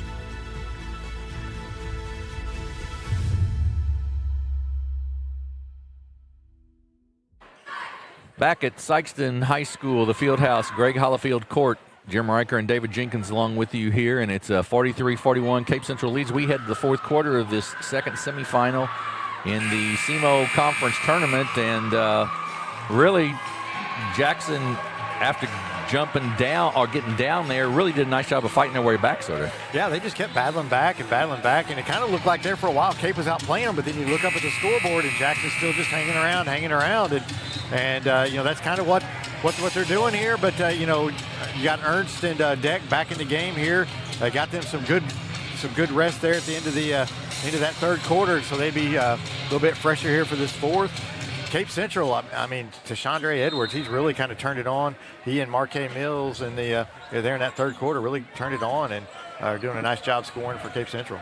First time Jackson's had all 3 bigs, sort of with Deck and Ernst and Ivy in the game at the same time. See how that plays out. Ernst with it. Going to drive down the baseline, kicks it out to Deck. Kicks it off to Ivy. Back to Deck. Inside, up and blocked by Edwards, but Jackson comes away with it. That was a nice block by Edwards. Just good athletic play. Good recovery, too, because Deck was double-teamed and passed out of it. No, nice Deck shot, for though. 3, up and good, and Jackson has the lead, 44-43. Sims with it to the basket, up and too easy, 45-44. Yeah, good answer. Nobody stopped the ball. He just drove right in there for an easy layup. Deck gives it off to Ivy. Mills with the reach in. Thomas for 3, off the mark, no good. Ivy there on the offensive board, and he's going to be fouled. Good job by Lee Ivy on the offensive boards. I think they're going to get, maybe Mills on the call. Foul the Tigers, Marquez Mills. That's his first. Just his first. Team foul number 1. Inside to Ivy, off threw it right at his feet. Luckily, they caught a break there, but you can't expect a big man to make that catch. No, that's the worst place to throw it to a big man is at his feet. He's got to bend all the way down there. That's not where you want it. Goliath Morris Young back in for the Tigers. He's got 4 fouls. Catch by Deck, knocked away, but still loose on the floor. Out of bounds off of Jackson. Goes back to Cape Central. Good hustle there by Cape to force that turnover. Really good play there by Goliath Morris Young to initially knock that ball away. With those 4 fouls, he was able to still make a play. Edwards with it, puts it on the floor. He's going to drive all the way to the basket. He's cut off there, and he's going to step out of bounds. It'll be a turnover, go right back to Jackson. Yeah, just got a little too deep in there and stepped on the end line. Deck will inbounds for the Indians. He gives it off to Colton Toma. It's guarded by Mills. I will say the guards of Jackson have been harassed tonight. They have. But they've done a good job. There's not been too many turnovers. Right. As you say that, there's one right there. But yeah, Thomas Stutter stepped a little bit. Yeah, but for the most part tonight, I mean, they've handled it, but they have definitely been guarded hard by Rivers and Sims. Both of those guys have done a great job just hounding whoever's dribbling the ball up the floor. Blaine Reagan checks back in for the Indians. Rivers with it for Cape Central to Sims. To Edwards. He looks, nothing there inside. Good defense by Ivy inside. And a timeout by Coach Lamont Frazier as he can talk about it just a little bit. He's going to take a full timeout. We're going to take a break as well. It's 45 for Cape Central, 44 for Jackson. 6:11 to go here in the ball game. We'll be back in 30 seconds with the final of this on Aycorp Sports. SEMO Health Network, we strive to provide caring and affordable health care while making our patients feel welcome in our warm and friendly atmosphere. With locations throughout Southeast Missouri, we provide medical, dental, OB, and behavioral health services to anyone and everyone that may need it. Visit SEMO Health Network for your wellness exams, COVID and flu vaccinations, lab services, dental exams, counseling, and more. For more information, visit our website and let SEMO Health Network take care of you. We're back at Sikeston High School, 45-44. Cape Central with the lead.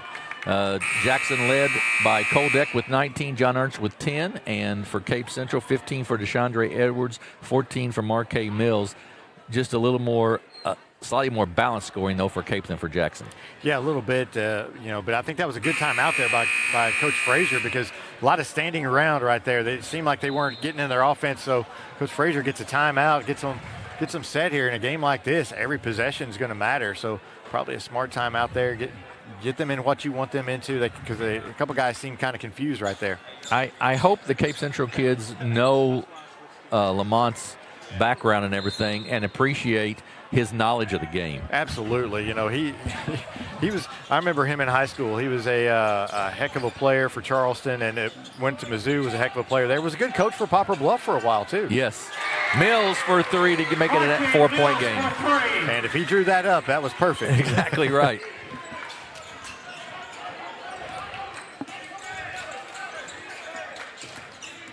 Toma. And we're going to have a hold inside on Ernst. That'll go on Sims, I believe. They held Ernst inside. Got a little mismatch there in the man-to-man. Yeah, I start to say Sims, they got a switch there. Sims was definitely a little mismatch there, and he just kind of held and only his third foul, so he's okay. Jackson looks to get it in. They do get it into Deck. He makes a tough catch against Rivers. Puts it on the floor, and he's going to get an offensive foul. He dropped that shoulder, didn't he? Yeah, we talked about it earlier. Anytime you drop that shoulder, they're going to call that. Just an easy call for the official. That will be the... Not sure how many that was on Deck exactly. 4 on Deck. 4, yeah. That's a problem. Mills off to Edwards. Edwards with the jumper, off the mark, on good. Lee Ivy with the rebound. I would take that ball right at Cole Deck, I think, on Absolutely. offense. And you know that kind of impacts you a little bit too. Will you how strong will you take the ball to the basket as well? Right. Toma guarded by Sims out front to Ivy. He'll take a little jumper. It's short, no good. Blocked by Ernst, blocked by Edwards, and Edwards is going to be laying out of bounds just a little bit, so it'll go back to Jackson. Great job by Edwards there to get that block, though. Ernst with a great cut to get in there and was putting the shot up just a hair slow on the shot, and Edwards made him pay by blocking it. Morris Young out, Spain back in for Cape Central. And you got to be really quick to put up a shot against this Cape Central team. They defend very well. That's one thing I noticed. This team this year for Cape Central is a lot better defensively than last year's version. Yes, you're exactly right.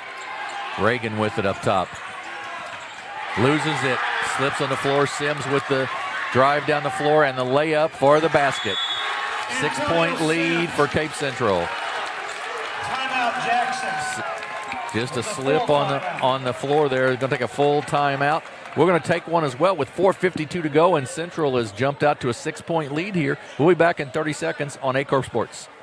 In football, every play starts with one goal: protect the ball. It takes strength, teamwork, and focus to keep it safe. At First State Bank and Trust, we protect what you worked hard for, your finances. With us, you'll have a team that's always alert, keeping your money safe from every angle, through every challenge. We're here to protect your finances, because at First State Bank and Trust, your financial security is our game plan. First State Bank and Trust. Strong, secure, trusted. Member FDIC. Equal housing lender. Back at Sikeston High School, Cape Central with a 6-point lead, 50-44 with 4:52 to go over the Jackson Indians. And the winner of this one gets the Sikeston Bulldogs tomorrow night at 8:30 for the SEMO Conference Championship. And I know we said that in the 8-9 matchup the other night. The award for winning that game was to get to play Sikeston. Well, the same thing here. The award for winning this one is you get to play Sikeston. Yeah, and for Cape, that's something that they'd better, I think Cape wants to win this to see how they match up against Sikeston. I think it's good to kind of play them. If you're Cape, good to kind of play them early, see how you match up against them, see ways you need to, things you need to fix, ways you need to improve, and same way for Sikeston. I think Sikeston would like to see Cape, because then you're not going to see them again until late February.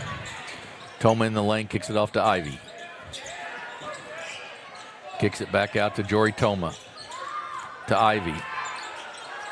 Got nice cutoff there. Hits the bottom of the backboard. Good defense. Yeah, good job by Spain. And Central with the 6-point lead will take it up and be glad to take a little time. A 1-3-1 maybe for, nope. Nice. Edwards all the way to the basket to split the defense up and good. 8-point lead now. Just a really nice take there by Edwards. He's somebody, he can put the ball on the floor, he can pull up for the jumper, he can bang with you inside. He's just a good all-around player. Deck gets around Rivers, goes to the basket. Spain's going to foul him, and he'll shoot one. Yeah, nice strong take there by Deck. And it's to a point in this game where if you got the lane, you got to take it to the basket. And don't worry about those fouls. You've got to have some offense here. Cole Deck with 21 now. Will go along with 5 rebounds tonight. Up and off the mark, no good. Rebound Rivers quickly out of there for the Tigers. Off to Mills in the lane, and he's going to be fouled on the floor, so it'll go out of bounds to Cape Central. Foul on the Indians, Jory Toma. That's his first. Second team foul on Jackson in the quarter. And Mills will inbounds. Throw it out top to Edwards. Under 4 minutes. Coach Frazier, when he was at Poplar Bluff, he would start to take the air out of the ball under 4 minutes if he had the lead, and looks like they may be doing that here. Off to Mills.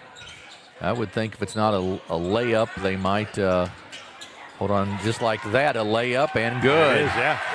You get that, you take it every time, of course, but Morris Young with the layup. Toma to the basket, loses out of bounds, just lost the handle on it and goes out of bounds. Yeah, right there, I think you want Deck to have the ball here with 3:21 left. You're down 8. I think you want Deck to have the ball, maybe getting it into Ernst a little bit, but you need your shooters, handling the ball as much as possible on each trip down the floor. Rivers up top, guarded there by Toma. Mills with it now.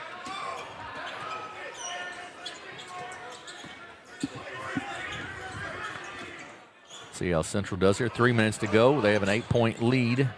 Yeah, they're not going to be in any hurry. They're just going to run their offense out here and try to run as much clock as they can. Back door up and missed the shot, no good. And a foul on the floor. It will go back to Cape Central, I believe. Yeah, nice back cut there, and that's what they want out of that offense. They're going to pass it around, see if they can get somebody sleeping and cut to the basket. And they got it right there, just didn't get the shot to fall. Third foul on Jackson. 2:47 now to go in the ball game.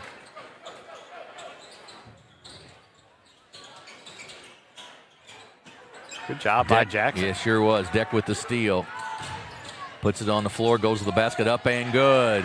54-48. Coach Toma's imploring him to get up and play a little full court press here. Put a little pressure on. Rivers gets it across the timeline. Then off to Morris Young and back. Guarded out there by Colton Toma. All the way to the basket, it's no good. He's going to be fouled on the floor. That'll be the fourth foul on Jackson in the quarter. And they're just spreading the floor and just doing everything they can just to get to the rim, and they're just kind of driving right around Jackson. Jackson looks a little winded here. Some of their guys got some hands on the shorts and on the side. Coach Frazier is going to take a timeout to talk about it once again. It's the 32nd timeout, so we'll keep it right here and remind you that to check out our podcast, SEMO Sports Zone with Drew and Dave, featuring Andrew Moore and David Jenkins, chatting about all things sports from local high schools to college and professional teams. New episodes are released every Monday morning, can be found at Spotify, Amazon Music, Apple Podcasts, and the SEMO Sports Zone YouTube channel, also on Thursdays as well. Just a little update. Puxico has taken the lead 31-30 in the third quarter over Neelyville, and that's what good teams do. I was about to say, that didn't take long. No, it did not.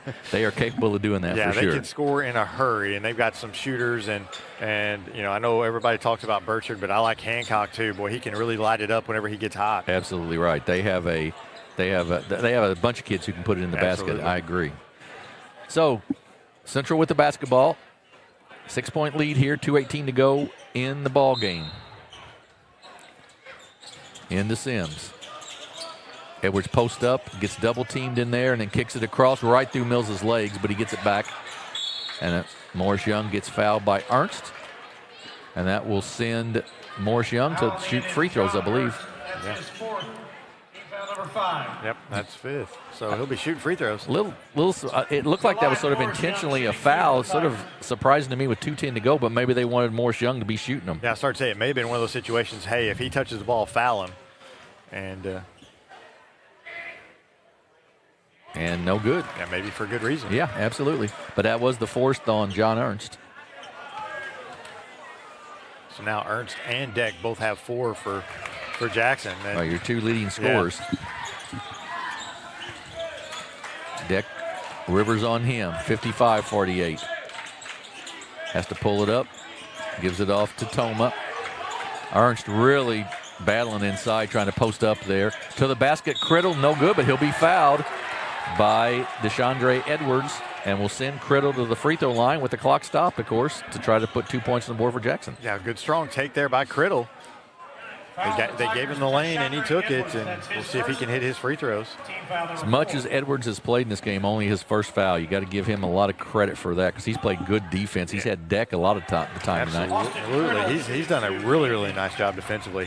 He's improved so much as a player, both offensively and defensively, since last year. Second one here by Criddle. Up, and this one he makes. Jackson was only 8 of 19 on Monday night against Jackson. They're just not a great free throw shooting team. Ahead to Edwards. He puts it on the floor with 1:45 to go. Rivers, good catch there, cross court. 6-point lead. Shooting free throws. They're glad to spend a little time here. Sims with it.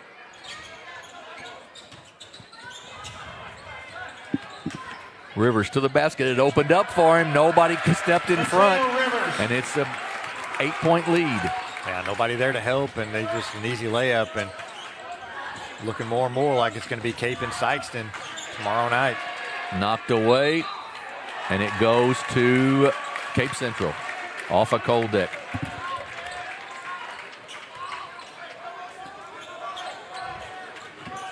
Minute 12 to go in the ball game.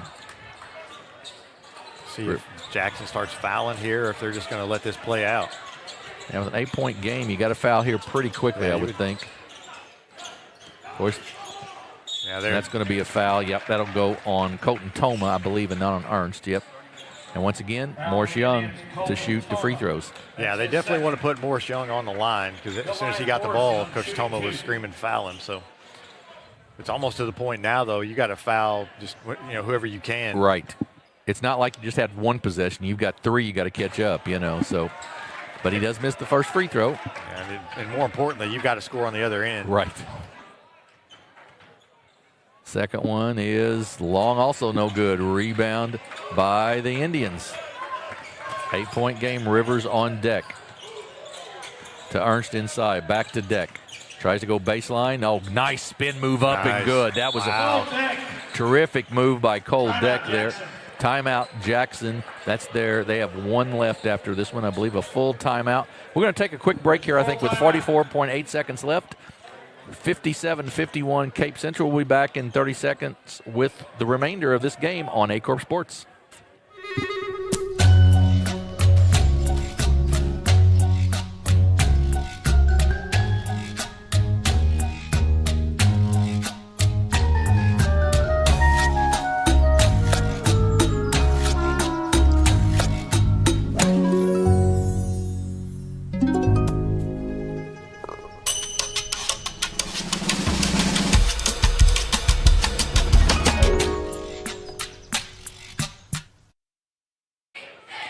We're back at Sikeston High School. Cape Central leads Jackson 57-51, 44.8 seconds to go in this one. If you want to stay with us after the ball game, Joe Northern will have a post-game show for us to get us all set for tomorrow. We know we've got a matchup with Poplar Bluff and New Madrid County.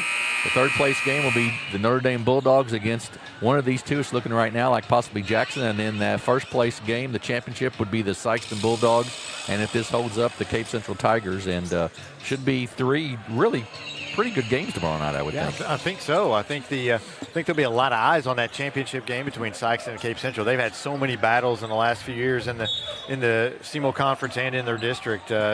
Usually the district goes through them, so it's going to be a fun, entertaining night.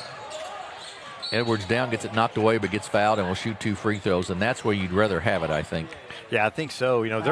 Cape's only 9 of 18 from the free throw line tonight, and free throws just not the same as they were years and years ago. It just teams just don't make them at the same rate that they used to. I remember teams that were back in whenever I was in high school and stuff hitting about 70%, 65%, and now you'd love to have a team shoot that. I think Scott Cruz, our partner from the other night, shot something for his career, 87% or something the free throw line. I believe so. He was a couple years older than me in school, and he never missed free throws. No, he did not. I remember as a team, I think it was, Dexter shot like 70% for a season, 71% for a season as a team. Right, you just don't do that anymore. You're exactly right. Jackson fouls here, and will stop the clock and it's Cape Central fouls, and Jackson will have a chance to score with Jory Toma, and that is the 5th one on Morris Young. And Jory Toma, the 6'1 sophomore, will shoot 2 free throws. Got to take advantage of these opportunities at the line without that clock running. Not only that, but if you make that second free throw, you can set your press if you're going to press. So you can set your defense, whatever you want to do. You can kind of get yourself set. If that you miss that second when the rebound comes off, then you've got Cape coming up the floor, and you're kind of scrambling just to find your spots. Toma to shoot 2 free throws here. Up and good. So 2-possession game now, 58-52.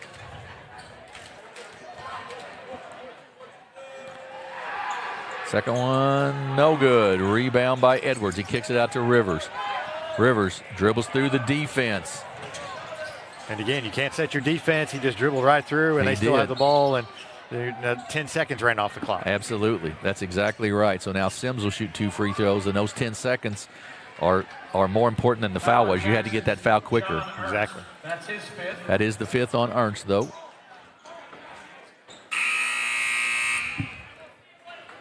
He will foul out tonight. Ernst will foul out with 10 points. Antonio Sims on the line shooting 2. Sims will shoot 2 free throws. And Criddle, I believe, will check back in for the Indians. Sims with 6 points tonight, but he is a great defender. Boy, he just really gets after it and makes it really tough for the ball handler. Free throw's a little short, no good. He's got a second one.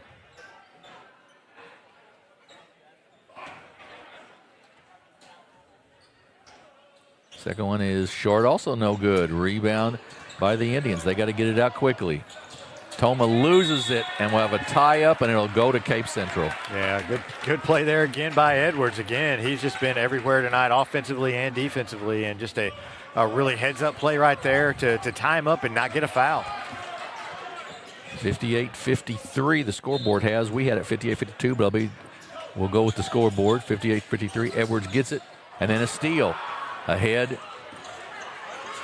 Deck will shoot to 3. It's up, and it is off the mark. No good. Rebound taken down by Cape Central. Ahead to Mills. He's going to take it for the layup. Up and good. And that's going to be it. It'll be the Cape Central Tigers advancing to the SEMO Conference Championship tomorrow after a 60-53 win over the Jackson Indians. And we should have a good one tomorrow night, David. Absolutely. I think Cape Central, the way they guard and stuff, they could cause Sikeston some problems. Especially Sikeston doesn't have the greatest of ball handling guards. Right. So I think Cape Central, if they just really pressure them and play this kind of defense against them tomorrow night, they've got a good shot. And I think that Jackson Notre Dame game is going to be a lot of fun in the third place game as well. I absolutely agree. So for Cape Central, looks like 2 kids really led them in scoring tonight. Yeah, absolutely. Marquet Mills with 19 points. DeShondre Edwards had 18. They kind of lead them. DeShondre Edwards had 7 rebounds as well. Other scoring for them, Mateo Rivers had 8. Antonio Sims 6. Goliath Morris Young, he had 8. And Jaden Johnson had 1. Just a really nice game, though, for Edwards and Mills. They both put on a show tonight. They end up shooting 50% for their 60 points. And it says 60-53. The Tigers will advance on tomorrow, and we'll see here what the Jackson Indians did. Jackson, they were led in scoring by Cole Deck. He had 25 points. A big game for him, and they needed every point. Colton Toma had 4 points. Will Thomas had 2 points. 5 points for Jory Toma. 4 points for Austin Criddle. And the freshman, John Ernst, he had 10 points.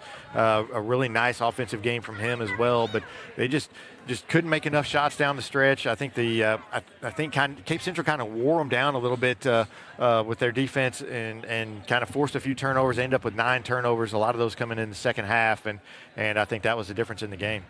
So our games tomorrow will be the Poplar Bluff Mules and the New Madrid County Eagles at 5:30 for 5th place. The 3rd place game will be the Notre Dame Bulldogs, the number 4 seed, against the Jackson Indians, number 3 seed. And our championship at 8:30 tomorrow night will be the Sikeston Bulldogs, the 1 seed, against the Cape Central Tigers, the number 2 seed.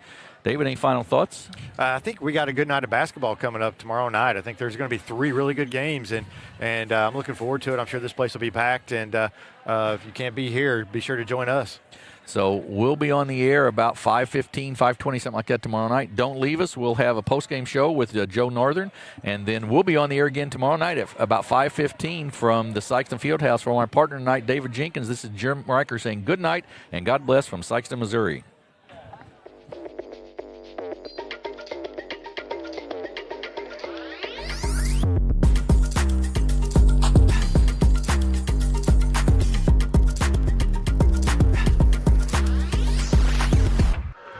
Well, Cape Central bend but not break. That's been the motto the past 2 nights as they get the win over Jackson here in this championship semifinal at the 2024 SEMO Conference Tournament. Welcome back up top, Joe Northern. Delighted to have you with us, folks. Again, this is one of those matchups where you could flip a coin. You could see no matter who wins at the end of the day, it's all about the pride and all about, again, who has supremacy on I-55. And tonight, it's Cape Central going back to the championship game for the second time in 3 years. My 3 stars of the night, I have to give it to Marquet Mills, who's done a great job, not only defensively, but getting points on the board as well. Meanwhile, on the other side, my other 3 stars, I got to give one to LaCarrion McCray, who's really shown why he's a core player for the Sikeston Bulldogs, and their win tonight over Notre Dame, 13 points on the board for him. And Colton Johnson absolutely lighting it up, trying to give Notre Dame whatever he could, 22 points in the loss against the Bulldogs. So that sets up our matchups for tomorrow night. Our consolation matchup will be Poplar Bluff and New Madrid County. We get that going at 5:15 with the Nutrient Ag Solutions pregame report.